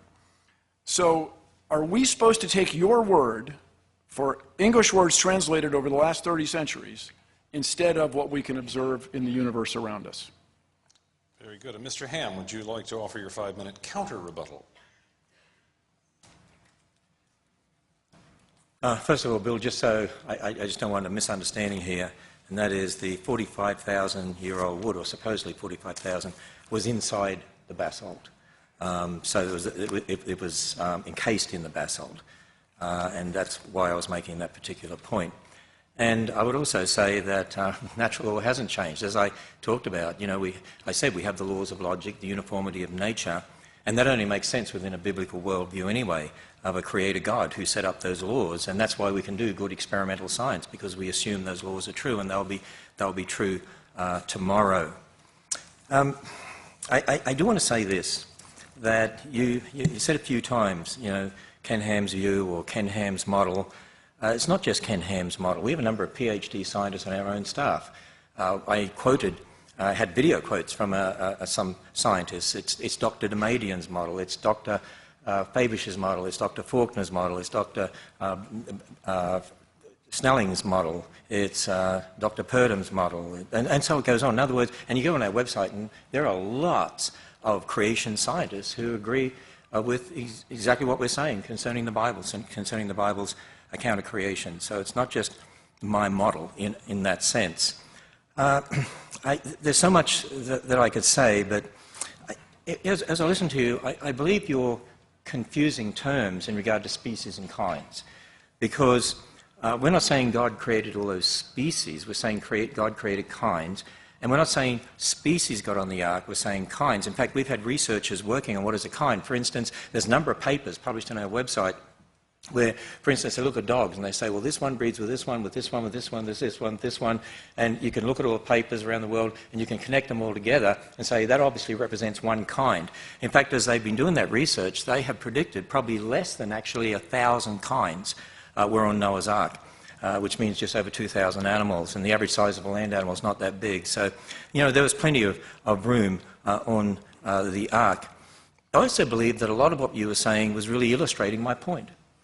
You were talking about tree rings and ice layers and just talking about kangaroos getting to Australia and all sorts of things like that. But see, we're talking about the past when we weren't there. We didn't see those tree rings actually forming. We didn't see those layers being laid down. In 1942, for instance, there were some planes that were landed on the ice in Greenland, and They found them, 46 years later, I think it was, 3 miles away from the original location with 250 feet of ice buried on top of them. So ice can build up catastrophically. If you assume 1 layer a year or something like that, it's like the dating methods. You're assuming things in regard to the past that aren't necessarily true. In regard to lions and teeth, most bears have teeth very much like a lion or tiger, and yet most bears are primarily vegetarian. The panda, if you look at its teeth, you'd say maybe it should be a savage carnivore. It eats mainly bamboo. The little fruit bat in Australia has really sharp teeth, looks like a savage little creature, and it rips into fruit. So just because an animal has sharp teeth doesn't mean it's a meat eater, it means it has sharp teeth. And so again, it really comes down to our interpretation of these things. I think too, in regard to the Missoula example that you gave, creationists do believe there's been post-flood catastrophism. Noah's flood certainly was a catastrophic event, but then there's been post-flood catastrophism since that time as well. And again, in regard to historical science, why would you say Noah was unskilled? I mean, I didn't meet Noah, and neither did you. And, really, it's an evolutionary view of origins, I believe, because you're thinking in terms people before us aren't as good as us. Hey, there are civilizations that existed in the past, and we look at their technology, and we can't even understand today how they did some of the things that they did. Who says Noah couldn't build a big boat? By the way, the Chinese and the Egyptians built boats. In fact, some of our research indicates that some of the wooden boats that were built had 3 layers interlocking so they wouldn't twist like that and leak, which is why here at the Creation Museum we have an exhibit on the Ark where we've rebuilt 1% of the Ark to scale and show 3 interlocking layers like that. And one last thing concerning the speed of light, and that is, I'm sure you're aware of the horizon problem, and that is from a Big Bang perspective, even the secularists have a problem of getting light and radiation out to the universe to be able to exchange with the rest of the universe to get that even microwave background radiation. On their model, 15 billion years or so, they can only get it about halfway, and that's why they have inflation theories, which means everyone has a problem concerning the light issue. There's things people don't understand, and we have some models on our website by some of our scientists to help explain those sorts of things. Very good. Mr. Nye, your counter-rebuttal. Thank you, Mr. Ham, but I'm completely unsatisfied. You did not, in my view, address just fundamental questions. 680,000 years of snow ice layers, which require winter-summer cycle. Let's say you have 2,000 kinds instead of 7. That makes the problem even more extraordinary. Multiplying 11 by by 3.5, we get to 35, 40 species every day that we don't see. They're not extant. In fact, you probably know we're losing species due to mostly human activity and the loss of habitat. Then, as far as Noah being an extraordinary shipwright, I'm very skeptical. The shipwrights, my ancestors, the Nye family in New England, spent their whole life learning to make ships. I mean, it's very reasonable, perhaps, to you that Noah had superpowers and was able to build this extraordinary craft with 7 family members, but to me, it's just not reasonable. Then, by the way, the fundamental thing we disagree on, Mr. Ham, is this nature of what you can prove to yourself. This is to say, when people make assumptions based on radiometric data, when they make assumptions about the expanding universe, when they make assumptions about the rate at which genes change in populations of bacteria in laboratory growth media, they're making assumptions based on previous experience. They're not coming out of whole cloth. So next time you have a chance to speak, I encourage you to explain to us why we should accept your word for it, that natural law changed just 4,000 years ago, completely, and there's no record of it. You know, there are pyramids that are older than that. There are human populations that are far older than that, with traditions that go back farther than that. And it's just not reasonable to me that everything changed 4,000 years ago. By everything, I mean the species, the surface of the earth, the stars in the sky, and the relationship of all the other living things on earth to humans. It's just not reasonable to me that everything changed like that. And another thing I would very much appreciate you addressing, there are billions of people in the world who are deeply religious, and I respect that. People get tremendous community and comfort and nurture and support from their religious fellows in their communities, in their faiths, in their churches, and yet they don't accept your point of view.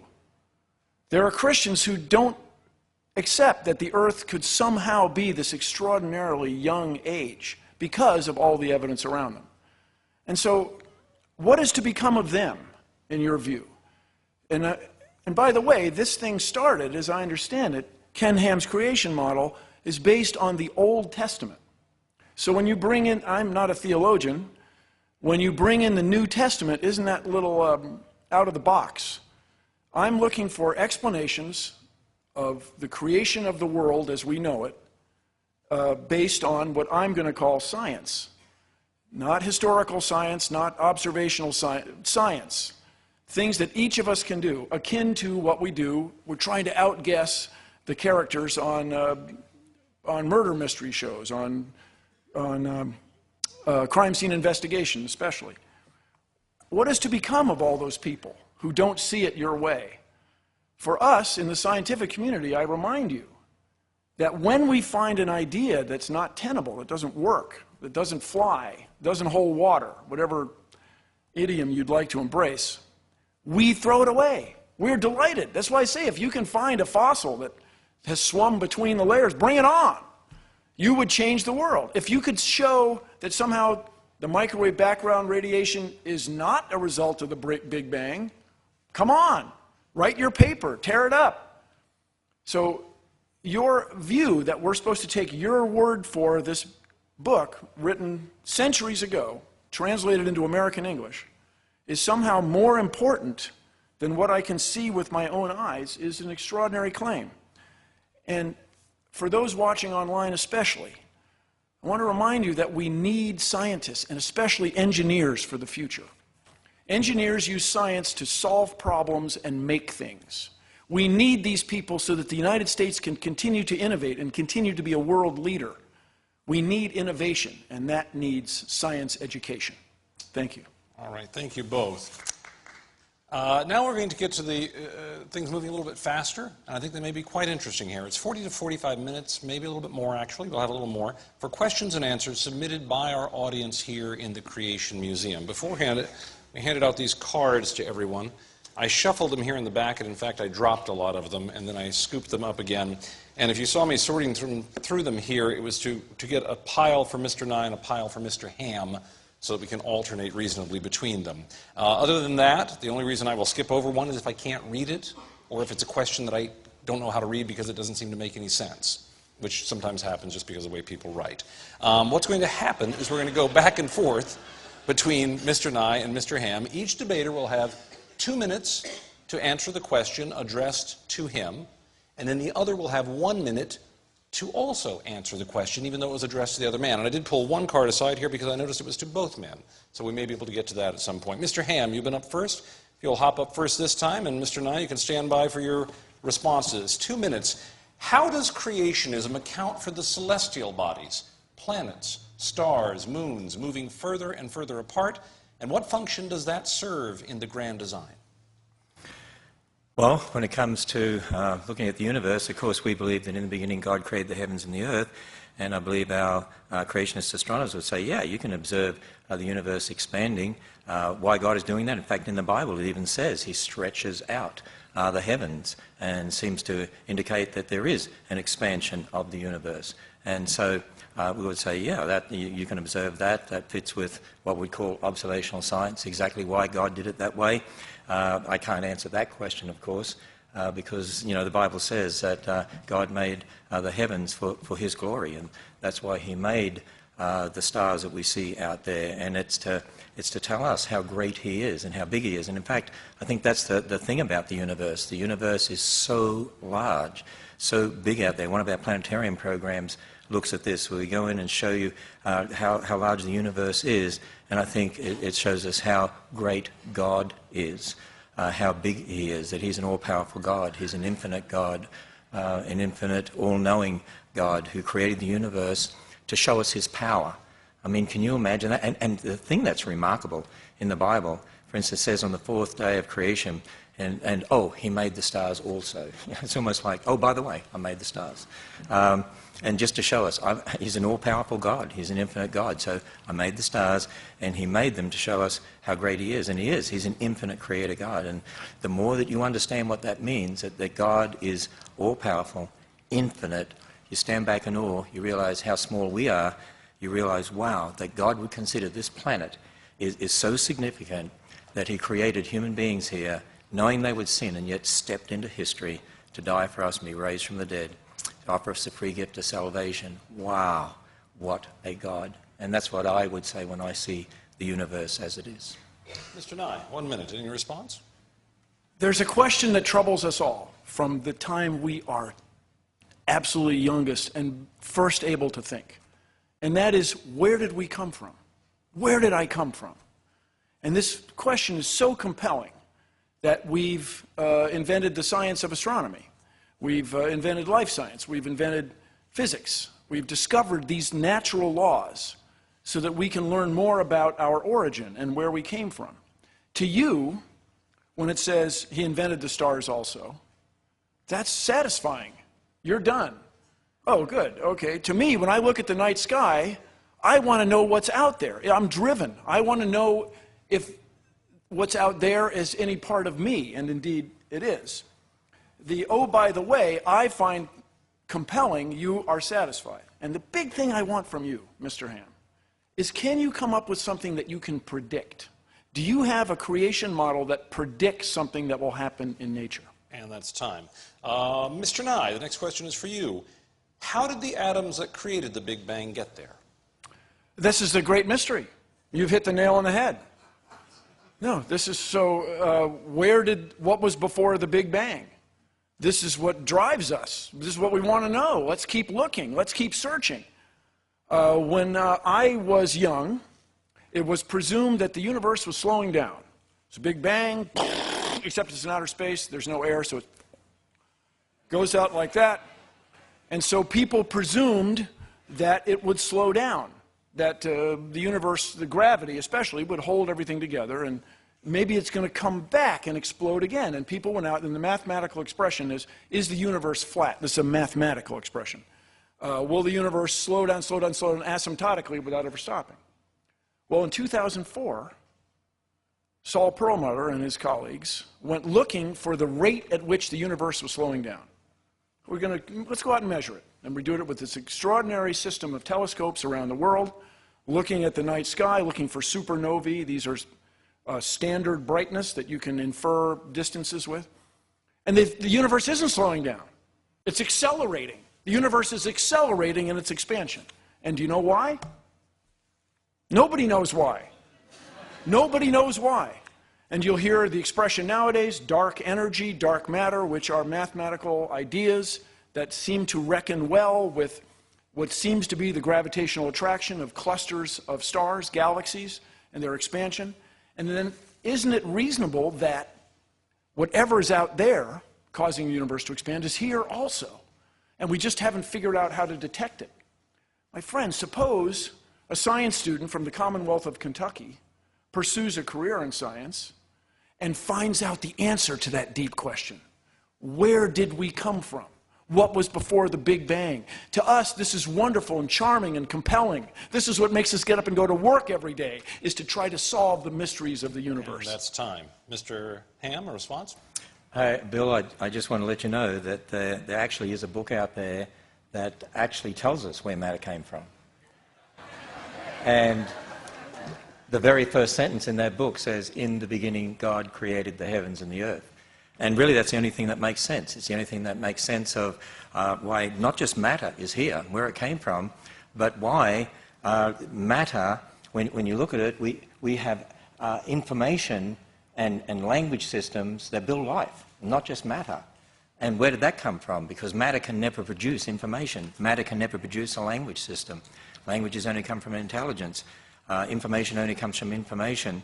The Bible tells us that the things we see, like in the book of Hebrews, are made from things that are unseen. An infinite creator God who created the universe, created matter, the energy, space, mass, time, universe, and created the information for life. It's the only thing that makes logical sense. All right, Mr. Ham, a new question here. The overwhelming majority of people in the scientific community have presented valid physical evidence, such as carbon dating and fossils, to support evolutionary theory. What evidence besides the literal word of the Bible supports creationism? Well, first of all, I often hear people talking about the majority. I would agree that the majority of scientists would believe in millions of years. The majority would believe in evolution, but there's a large group out there that certainly don't. But the first thing I want to say is that it's not the majority that's a judge of truth. There have been many times in the past when the majority have got it wrong. The majority of doctors in England once thought after you cut up bodies you could go and deliver babies, and wonder why the death rate was high in hospitals till they found out about diseases caused by bacteria and so on. The majority once thought the appendix was a leftover organ from our evolutionary ancestry, so when it's okay, rip it out. When it's disease, rip it out. Rip it out anyway. But these days we know that it's for the immune system, and it's very, very important. So, first it's important to understand that just because the majority believes something doesn't mean that it's true. And then, I'm sorry, I missed the last part of the question there. What was the... Make sure I have the right question here. About carbon dating. So what evidence besides the literal word of the Bible supports creationism? Well, one of the things I was doing was I was making predictions. I made some predictions. There's a whole list of predictions. And I was saying, if the Bible's right, and we're all descendants of Adam and Eve, there's one race. And I went through and talked about that. If the Bible's right and God made kinds, I went through and talked about that. And so, really that question comes down to the fact that we're again dealing with the fact there's aspects about the past that you can't scientifically prove because you weren't there, but observational science in the present. Bill and I all have the same observational science. We're here in the present. We can see radioactivity. But when it comes to then talking about the past, you're not going to be scientifically able to prove that. And that's what we need to admit. But we can be great scientists in the present, as the examples I gave you of Dr. Demadian or Dr. Stuart Burgess or Dr. Fabich, and we can be investigating the present. Understanding the past is a whole different matter. Mr. Nye, 1 minute response. Thank you, Mr. Ham. I have to disabuse you of a fundamental idea. If a scientist, if anybody, makes a discovery that changes the way people view natural law, scientists embrace him or her. This person's fantastic. Louis Pasteur, you made reference to germs. No, if you find something that changes, that disagrees with common thought, that's the greatest thing going in science. We look forward to that change. We challenge you. Tell us why the universe is accelerating. Tell us why these mothers were getting sick. And we found an explanation for it. And but just the idea that the majority has sway in science is true only up to a point. And then the other thing I just want to point out, what you may have missed in evolutionary explanations of life is it's the mechanism by which we add complexity. The Earth is getting energy from the sun all the time, and that energy is used to make life forms somewhat more complex. And that's time. New question for you, Mr. Nye. How did consciousness come from matter? Don't know. This is a great mystery. A dear friend of mine is a neurologist. She studies the nature of consciousness. Now, I will say, I used to embrace a joke about dogs. I mean, who doesn't? And you can say, this guy remarked, I've never seen a dog paralyzed by self-doubt. Actually, I have. Furthermore, the thing that we celebrate, there are 3 sundials on the planet Mars that bear an inscription to the future. To those who visit here, we wish a safe journey and the joy of discovery. It's inherently optimistic about the future of humankind, that we will one day walk on Mars. But the joy of discovery, that's what drives us. The joy of finding out what's going on. So we don't know where consciousness comes from, but we want to find out. Furthermore, I'll tell you it's deep within us. I claim that I have spent time with dogs that have had the joy of discovery. It's way inside us. We have one ancestor, as near as we can figure. And by the way, if you can find what we in science call a second genesis, This is to say, did life start another way on the Earth? There are researchers at Astrobiology Institute, researchers supported by NASA, your tax dollars, that are looking for answer to that very question. Is it possible that life could start another way? Is there some sort of life form akin to science fiction that's crystal instead of membranous? This would be a fantastic discovery that would change the world. The nature of consciousness is a mystery. I challenge the young people here to investigate that very question. And I remind you, taxpayers and voters that might be watching, if we do not embrace the process of science, I mean in the mainstream, we will fall behind economically. This is a point I can't say enough. Mr. Ham, a 1-minute response. Bill, I do want to say that there is a book out there that does document where consciousness came from. And in that book, the one who created us said that he made man in his image, and he breathed into man, and he became a living being. And so the Bible does document that. That's where consciousness came from, that God gave it to us. And the other thing I want to say is, I'm sort of a little, I have a mystery, and that is you talk about the joy of discovery, but you also say that when you die it's over, and that's the end of you. And if when you die it's over and you don't even remember you were here, what's the point of the joy of discovery anyway? I mean, in an ultimate sense. I mean, you won't ever know you were ever here, and no one who knew you will know they were ever here ultimately, so what's the point anyway? I love the joy of discovery because this is God's creation, and I'm finding more out about that to take dominion for man's good and for God's glory. Time. Mr. Ham, a new question. This is a simple question, I suppose, but one that actually is fairly profound for all of us in our lives. What, if anything, would ever change your mind?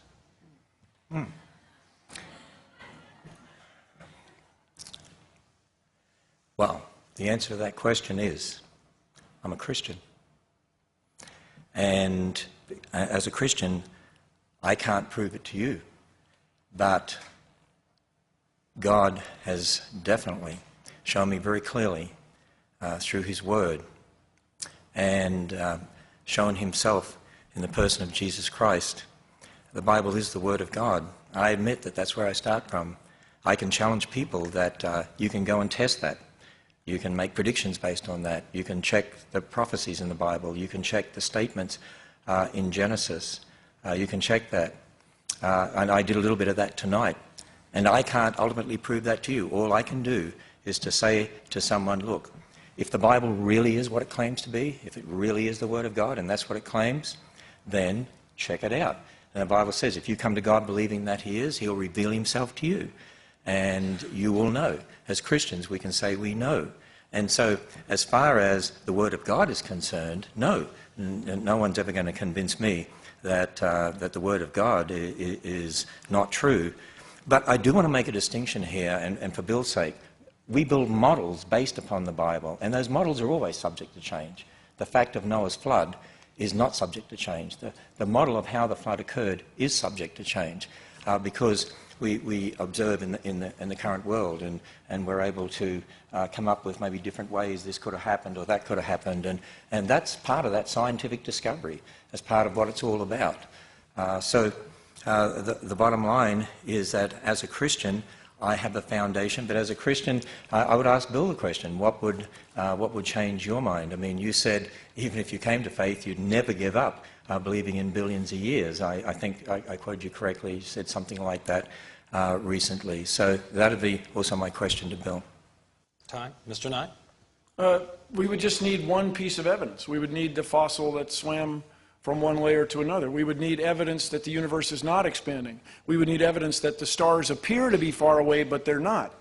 We would need evidence that rock layers can somehow form in just 4,000 years instead of the extraordinary amount. We would need evidence that somehow you can reset atomic clocks and keep neutrons from becoming protons. You bring on any of those things, and you would change me immediately. The question I have for you, though, fundamentally, and for everybody watching, Mr. Ham, what can you prove? What you have done tonight is spent most of all the time coming up with explanations about the past. What can you really predict? What can you really prove in a conventional scientific, or in a conventional, I have an idea that makes a prediction and it comes out the way I see it. This is very troubling to me. Mr. Nye, a new question. Outside of radiometric methods, what scientific evidence supports your view of the age of the Earth? The age of the Earth. Well, the age of stars. Let's see. Radiometric evidence is pretty compelling. Also, the deposition rates. It was Lyell, a geologist, who realized, my recollection, he came up with the first use of the term deep time. When people realized that the Earth had to be much, much older. In a related story, there was a mystery as to how the Earth could be old enough to allow evolution to have taken place. How could the Earth possibly be 3 billion years old? Lord Kelvin did a calculation. If the sun were made of coal and burning, it couldn't be more than 100,000 or so years old. But radioactivity was discovered. Radioactivity is why the Earth is still as warm as it is. It's why the Earth has been able to sustain its internal heat all these millennia. And this discovery, it's something like this question, without radiometric dating, how would you view the age of the Earth? To me, it's akin to the expression, well, if things were any other way, things would be different. This is to say, that's not how the world is. Radiometric dating does exist. Neutrons do become protons, and that's our level of understanding today. The universe is accelerating. These are all provable facts. That there was a flood 4,000 years ago is not provable. In fact, the evidence, for me at least, as a reasonable man, is overwhelming that it couldn't possibly have happened. There's no evidence for it. Furthermore, Mr. Ham, you never quite addressed this issue of the skulls. There are many, many steps in what appears to be the creation or the coming into being of you and me. And those steps are consistent with evolutionary theory. And that is time. Mr. Ham, your response. By the way, just want people to understand too, in regard to the age of the Earth being about 4.5 billion years, no Earth rock was dated to get that date. They dated meteorites, and because they assumed meteorites were same age as the Earth, left over from the formation of the solar system, that's where that comes from. People think they dated rocks on the Earth to get the 4.5 billion years. That's just not true. And the other point that I was making, and I just put this slide back up because I happen to just have it here, and that is, I said at the end of my first rebuttal time that there are hundreds of physical processes that set limits on the age of the Earth. Here's the point. Every dating method involves a change with time, and there are hundreds of them.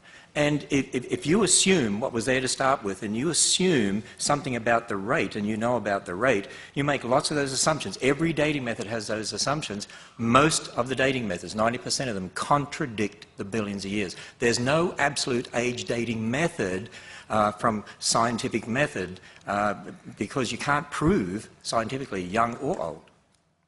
And here is a new question. It starts with you, Mr. Ham. Can you reconcile the change in the rate continents are now drifting versus how quickly they must have traveled at creation 6,000 years ago? The rate, sorry, I missed that word. Can you reconcile the speed at which continents are now drifting today to the rate they would have had to have traveled 6,000 years ago to reach where we are now? I think that's the question. Okay, I think I understand the question. Actually, this again illustrates exactly what I'm talking about in regard to historical science and observational science. We can look at continents today, and we have scientists who have written papers about this on our website. I'm definitely not an expert in this area, I don't claim to be, but there are scientists, even Dr. Andrew Snelling, our PhD geologist, has done a lot of research here too as well, and there are others out there into plate tectonics and continental drift. And certainly we can see movements of plates today. And if you look at those movements, and if you assume the way it's moving today, the rate it's moving, that it's always been that way in the past, see, that's an assumption. That's the problem when it comes to understanding these things. You can observe movement, but then to assume that it's always been like that in the past, that's historical science. And in fact, we would believe basically in catastrophic plate tectonics, that as a result of the flood, at the time of the flood, there was catastrophic breakup of the Earth's surface. And what we're seeing now is sort of, if you like, a remnant of that movement. And so we do not deny the movement, we do not deny the plates. What we would deny is that you can use what you see today as a basis for just extrapolating into the past.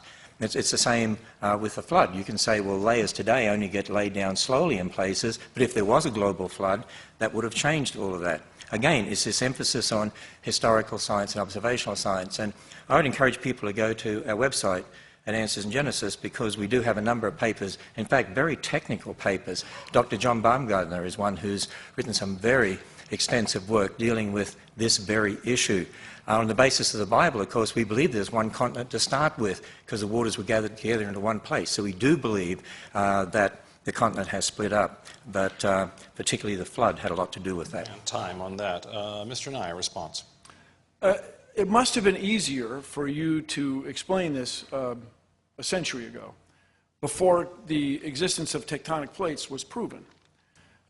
If you go into a clock store and there's a bunch of clocks, they're not all going to say exactly the same thing. Do you think that they're all wrong? The reason that we acknowledge the rate at which continents are drifting apart, one of the reasons, is we see what's called sea floor spreading in the mid-Atlantic. The Earth's magnetic field has reversed over the millennia, and as it does, it leaves a signature in the rocks as the continental plates drift apart.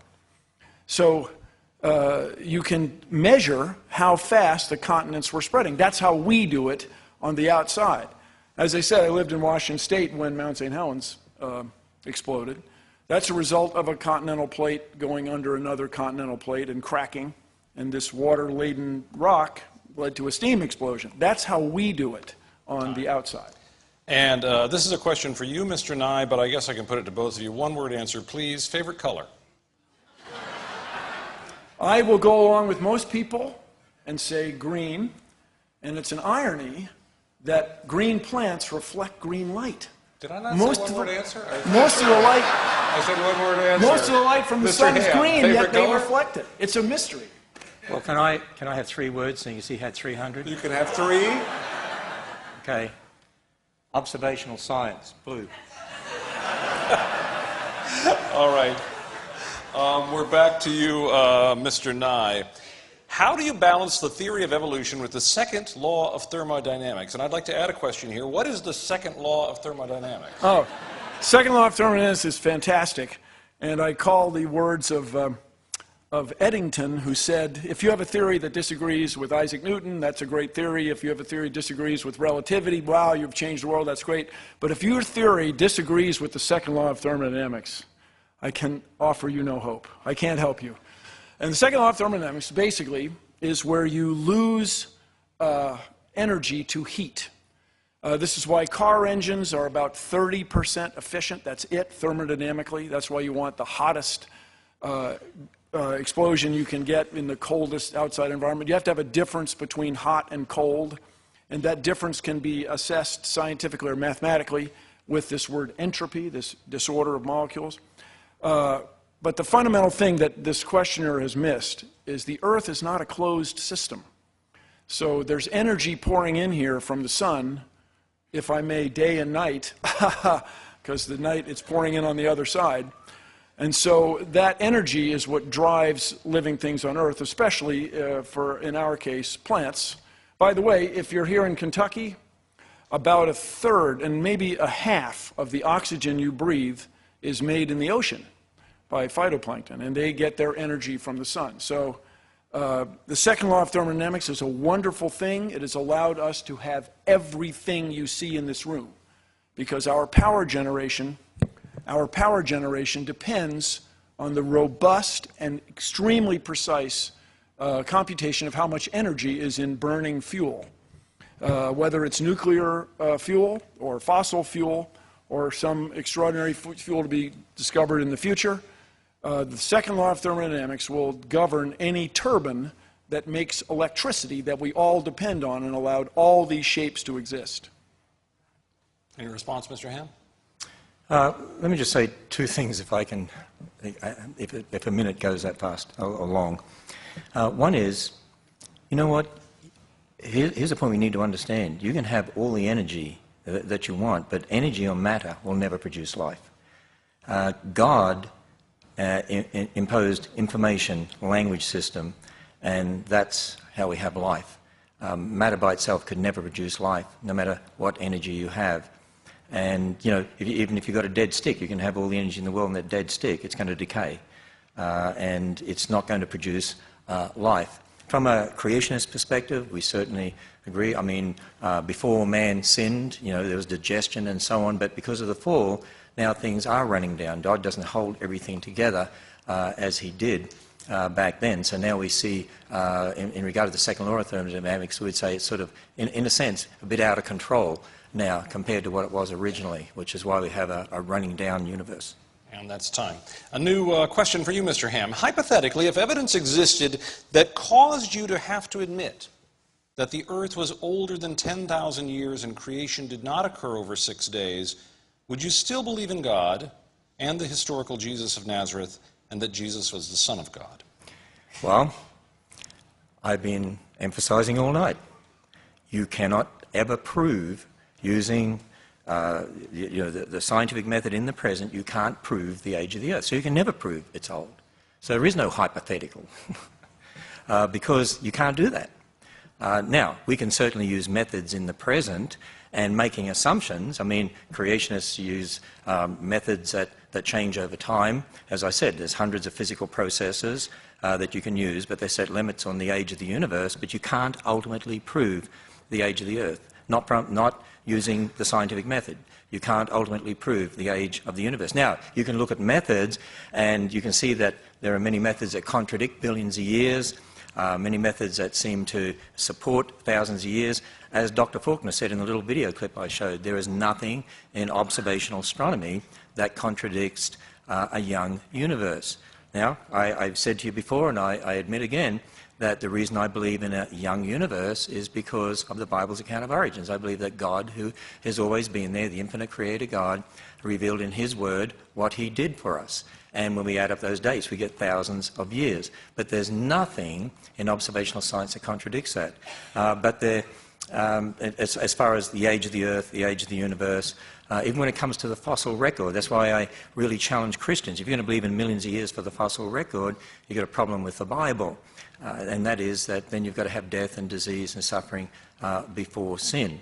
So there is no hypothetical in regard to that. You can't prove scientifically the age of the earth or the universe. Bottom line. Mr. Nye. Well, of course, this is where we disagree. You can prove the age of the earth with great robustness by observing the universe around us. And I get the feeling, Mr. Ham, that you want us to take your word for it. This is to say, your interpretation of a book written thousands of years ago, as translated into American English, is more compelling for you than everything that I can observe in the world around me. This is where you and I think, are not going to see eye to eye. You asserted that life cannot come from something that's not alive. Are you sure?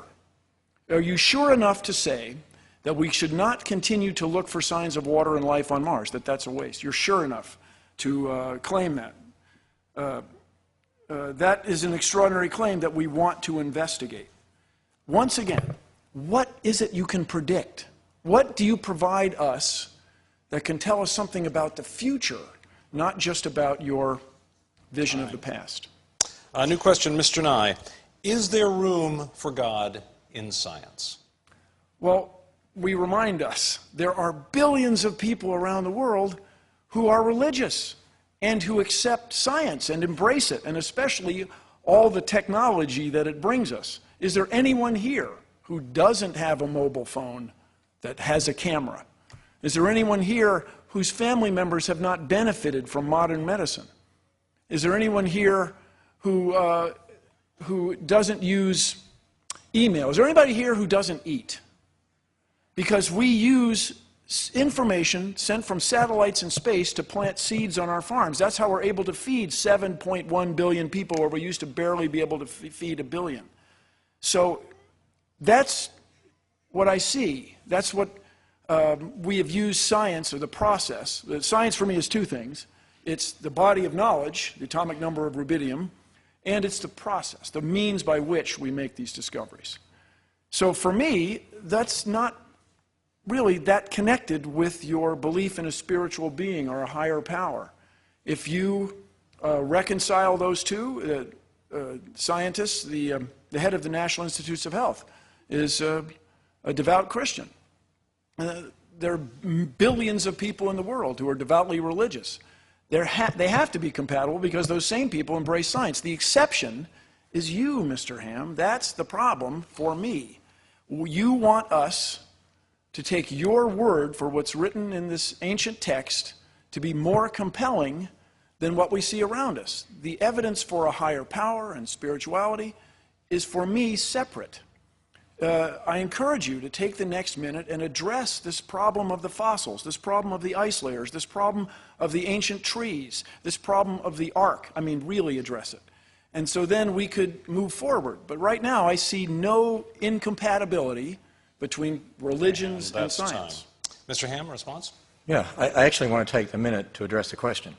Let me just say this. My answer would be God is necessary for science. In fact, you talked about cell phones. Yeah, I have a cell phone. I love technology. We love technology here at Answers in Genesis. And I have email. I've probably had millions of them while I've been speaking up here. And satellites and what you said about, the information we get, I agree with all that. See, they're the things that can be done in the present. And that's just like I showed you, Dr. Stuart Burgess, who invented that gear set for the satellite. Creationists can be great scientists. But see, I say God is necessary because you have to assume the laws of logic. You have to assume the laws of nature. You have to assume the uniformity of nature. And that was the question I had for you. Where does that come from if the universe is here by natural processes? Christianity and science, the Bible and science go hand in hand. We love science. But again, you've got to understand, inventing things, that's very different than talking about our origins. Two very different things. Mr. Ham, a new question. Do you believe the entire Bible is to be taken literally? For example, should people who touch pig's skin, I think it says here, be stoned? Can men marry multiple women? Do I believe the entire Bible should be taken literally? Well, remember in my opening address, I said we have to define our terms. So when people ask that question, say literally, I have to know what that person meant by literally. Now, I would say this. If you say naturally, and that's what you mean by literally, I would say, yes, I take the Bible naturally. What do I mean by that? Well, if it's history, as Genesis is, it's written as typical historical narrative, you take it as history. If it's poetry, as we find in the Psalms, then you take it as poetry. It doesn't mean it doesn't teach truth, but it's not a cosmological account in the sense that Genesis is. There's prophecy in the Bible. And there's literature in the Bible, concerning future events and so on. So if you take it as written, naturally, according to the type of literature, and you let it speak to you in that way, that's how I take the Bible. It's God's revelation to man. He used different people. The Bible says that all Scripture is inspired by God, so God moved people by His Spirit to write His words. And also there's a lot of misunderstanding in regard to Scripture and in regard to the Israelites. I mean, we have laws in our civil government here in America that the government sets. Well, there were certain laws for Israel. And, some people take all that out of context and then they try to impose it on us today as Christians and say, you should be obeying those laws. It's a misunderstanding of the Old Testament. It's a misunderstanding of the New Testament. And again, it's important to take the Bible as a whole, interpreting Scripture as Scripture. If it really is the Word of God, then there's not going to be any contradiction which says not. And by the way, when men were married to multiple women, there are lots of problems. And the Bible condemns that for what it is, and the Bible is very clear. The Bible is a real book. There were people who did things that were not in accord with Scripture, and He records this for us. It helps you understand it's a real book. But marriage was one man for one woman. Jesus reiterated that in Matthew 19, as I had in my talk. And so those that did marry multiple women were wrong. Time there. Mr. Nye, response. So it sounds to me, just listening to you over the last 2 minutes, that there's certain parts of this document of the Bible that you embrace literally and other parts you consider poetry. So it sounds to me in those last 2 minutes like you're going to take what you like, interpret literally, and other passages you're going to you're going to interpret as poetic or descriptions of human events. All that aside, I'll just say scientifically, or as a reasonable man, it doesn't seem possible that all these things that contradict your literal interpretation of those first few passages, all those things that contradict that, I find unsettling when you want me to embrace the rest of it as literal. Now, as I say, am not a theologian, but we started this debate, is the Ken Ham's creation model viable? Does it hold water? Can it fly? Does it describe anything? And I'm still looking for an answer. And time on that. Mr. Nye, here's a new question. I believe this was miswritten here because they've repeated a word, but I think I know what they were trying to ask. Have you ever believed that evolution was accomplished through way of a higher power? I think that's what they're trying to ask here. This is the intelligent design question, I think. If so, why or why not? Why could not the evolutionary process be accomplished in this way? Okay, I think you may have changed the question just a little bit. No, it's all good. The word-for-word question is, have you ever believed that evolution partook through way of evolution? I think I thought, but let me introduce these ideas for Mr. Ham to comment. The idea that there's a higher power that has driven the course of the events in the universe and our own existence is one that you cannot prove or disprove. And this gets into this expression agnostic. You can't know. I'll grant you that. When it comes to intelligent design, which is, if I understand your interpretation of the question, intelligent design has a fundamental misunderstanding of the nature of nature. This is to say, the old expression is if you were to find a watch in the field and you'd pick it up, you would realize that it was created by somebody who was thinking ahead, somebody with an organization chart, with somebody at the top, and he'd order screws from screw manufacturers and springs from spring manufacturers and glass crystals from crystal manufacturers. But that's not how nature works. This is the fundamental insight in the explanation for living things that's provided by evolution. Evolution is a process that adds complexity through natural selection. This is to say, nature has its mediocre designs eaten by its good designs. And so the perception that there's a designer that created all this is not necessarily true, because we have an explanation that is far more compelling and provides predictions and things are repeatable. I'm sure, Mr. Ham, here at the facility, you have an organization chart. I imagine you're at the top, and it's a top-down structure. Nature is not that way. Nature is bottom-up. This was the discovery. Things merge up. Whatever makes it keeps going. Whatever doesn't make it falls away. And this is compelling and wonderful and fills me with joy and is inconsistent with a top-down view. And that's time. Mr. Ham. What Bill Nye needs to do for me is to show me an example of something, some new function that arose that was not previously possible from the genetic information that was there. And I would claim and challenge you that there is no such example that you can give. That's why I brought up the example in my presentation of Walensky's experiments in regard to E. coli, and there were some that seemed to develop the ability to exist on citrate, but as Dr. Fabich said, from looking at his research, he's found that that information was already there. It's just a gene that switched on and off.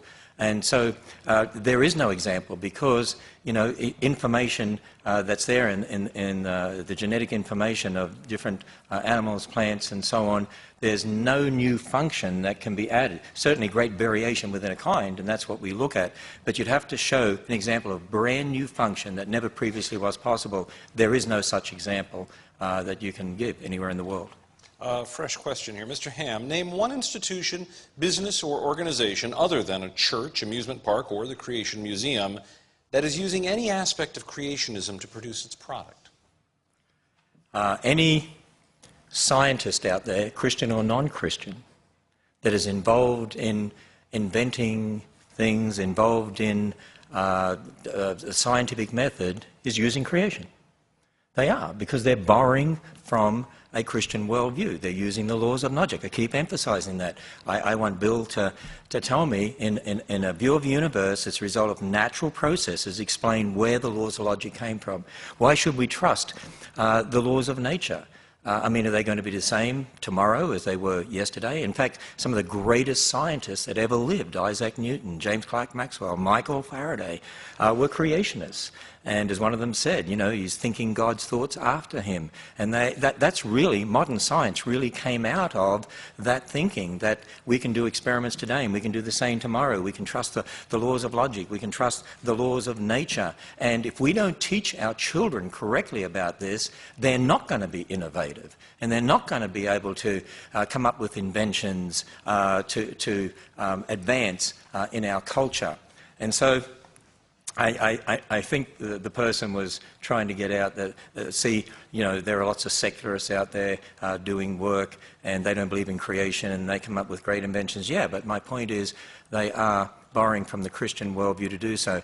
And as you saw from the video quotes I gave, people like Andrew Fabich and also Dr. Faulkner have published in the secular journals. There's lots of creationists out there who publish. People might know that they're creationists because the topic doesn't specifically pertain to creation versus evolution, but there's lots of them out there. If I go to our website, there's a whole list there of scientists who are creationists, who are out there doing great work in this world and helping to advance technology. Mr. Nye. There's a reason that I don't accept the Ken Ham model of creation, is that it has no predictive quality, as you touched on. And something that I've always found troubling. It sounds as though, and next time around you can correct me, it sounds as though you believe your worldview, which is a literal interpretation of most parts of the Bible, is correct. Well, what became of all those people who never heard of it, never heard of you? What became of all those people in Asia? What became of all those First Nations people in North America? Were they condemned and doomed? I mean, I don't know how much time you spent talking to strangers, but they're not sanguine about that. To have you tell them that they are inherently lost or misguided, it's very troubling. And you say, there are no examples in nature. There are countless examples of how the process of science makes predictions. Mr. Nye, since evolution teaches that man is evolving and growing smarter over time, how can you explain the numerous evidences of man's high intelligence in the past? Hang on. There's no evidence that humans are getting smarter. No, especially if you ever met my old boss. No, it's that what happens in evolution, and it's a British word that was used in the middle 1800s, it's survival of the fittest. And in this usage, it doesn't mean the most push-ups or the highest scores on standardized tests. It means that those that fit in the best. Our intellect, such as it is enabled us to dominate the world. I mean, the evidence of humans is everywhere. James Cameron just made another trip to the bottom of the ocean, the deepest part of the ocean, the first time since 1960. And when they made the first trip, they found a beer can. Humans are everywhere. And so it is our capacity to reason that has taken us to where we are now. If a germ shows up, as it did, for example, in World War I, where more people were killed by the flu than were killed by the combatants in World War I, that is a troubling and remarkable fact. If the right germ shows up, we'll be taken out. We'll be eliminated. Being smarter is not a necessary consequence of evolution. So far, it seems to be the way things are going because of the remarkable advantage it gives to us we can control our environment and even change it, as we're doing today, apparently by accident. So everybody just take a little while and grasp this fundamental idea. It's how you fit in with nature around you. So as the world changed, as it did, for example, the ancient dinosaurs, they were taken out by a worldwide fireball, apparently caused by an impactor. That's the best theory we have. And we are the result of organisms that live through that catastrophe. It's not necessarily smarter, it's how you fit in with your environment. Mr. Ham, a response?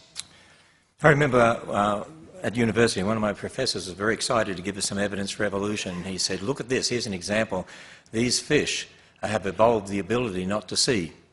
And he was going to give an example of blind cave fish. And he said, see, in this cave, they're evolving because now the ones that are living there, their ancestors had eyes, and now these ones are blind. And I remember talking to my professor, but wait a minute, now they can't do something that they could do before. They might have an advantage in this sense, in a situation that's dark like that. Those with eyes might have got diseases and died out. Those that had mutations for no eyes are the ones that survived. It's not survival of the fittest, it's survival of those who survive. And it's survival of those that have the information in those circumstances to survive. But it's not, you're not getting new information, you're not getting new function. There's no example of that at all. So we need to correctly understand these things. All right. We're down to our final question here, which I'll give to both of you. And in the interest of fairness here, because it is a question to both of you, let's give each man 2 minutes on this if we can, please. And also in the interest of you having started first, Mr. Ham, I will have you start first here. You have the first word, Mr. Nye will have the last word. The question is, what is the one thing, more than anything else, upon which you base your belief? Well, it's the one thing upon anything else which I base my belief. Well, again, to summarize the things that I've been saying, there is a book called the Bible. It's a very unique book. It's very different to any other book out there. In fact, I don't know of any other religion that has a book that starts off by telling you that there's an infinite God and talks about the origin of the universe and the origin of matter and the origin of light and the origin of darkness and the origin of day and night and the origin of the earth and the origin of dry land and the origin of plants and the origin of the sun, moon and stars, the origin of sea creatures, the origin of flying creatures, the origin of land creatures, the origin of man, the origin of woman, the origin of death, the origin of sin, the origin of marriage, the origin of different languages, the origin of clothing, the origin of nations. I mean, it's a very, very specific book, and it gives us an account of a global flood in the history and the Tower of Babel. And if that history is true, then what about the rest of the book? Well, that history also says man is a sinner, and it says that man is separated from God, and it gives us a message that we call the gospel, the message of salvation, that God's Son stepped in history to die on the cross, be raised from the dead, and offers a free gift of salvation. Because the history is true, that's why the message based on history is true. I actually went through some predictions and listed others, and there's a lot more that you can look at, and you can go and test it for yourself. If this book really is true, it is so specific, it should explain the world, it should make sense of what we see. The flood, yeah, we have fossils all over the world. The Tower of Babel, yeah, different people groups, different languages. They have flood legends, very similar to the Bible. Creation legends, similar to the Bible. There's so much you can look at, and prophecy, and so on. And most of all, as I said to you, the Bible says, if you come to God believing that He is, He'll reveal Himself to you. You will know. If you search after truth, you really want God to show you as you would search after silver and gold. He will show you. He will reveal Himself to you. Mr. Nye. Would you repeat the question? The question is, what is the one thing, more than anything else, upon which you base your belief? As my old professor Carl Sagan said so often, when you're in love, you want to tell the world. And I base my beliefs on the information and the process that we call science. It fills me with joy to make discoveries every day of things I had never seen before. It fills me to joy to know that we can pursue these answers. It is a wonderful and astonishing thing to me that you and I, are somehow at least one of the ways that the universe knows itself. You and I are a product of the universe. It's astonishing. I admit, I see your faces, that we have come to be because of the universe's existence. And we are driven to pursue that, to find out where we came from. And the second question we all want to know, are we alone? Are we alone in the universe? And these questions are deep within us, and they drive us. So the process of science, the way we know nature, is the most compelling thing to me. And I just want to close by reminding everybody what's at stake here.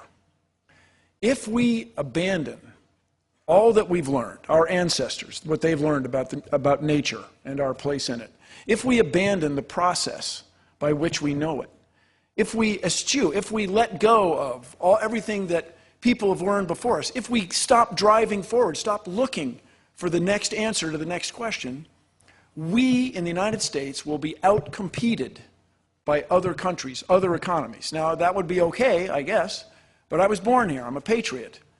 And so we have to embrace science education. To the voters and taxpayers that are watching, please keep that in mind. We have to keep science education in science classes. Thank you. One tiny bit of important housekeeping for everyone here. The county is now under a level 2 snow emergency. Drive home carefully. You'll have a lot to talk about, but drive carefully. This debate will be archived at debatelive.org. That's debatelive.org, one word. It will be found at that site for several days, so you can encourage friends and family to watch and take it over. Thanks so much to Mr. Nye and to Mr. Ham for an excellent discussion. I'm Tom Foreman. Thank you. Good night from Petersburg, Kentucky and the Creation Museum.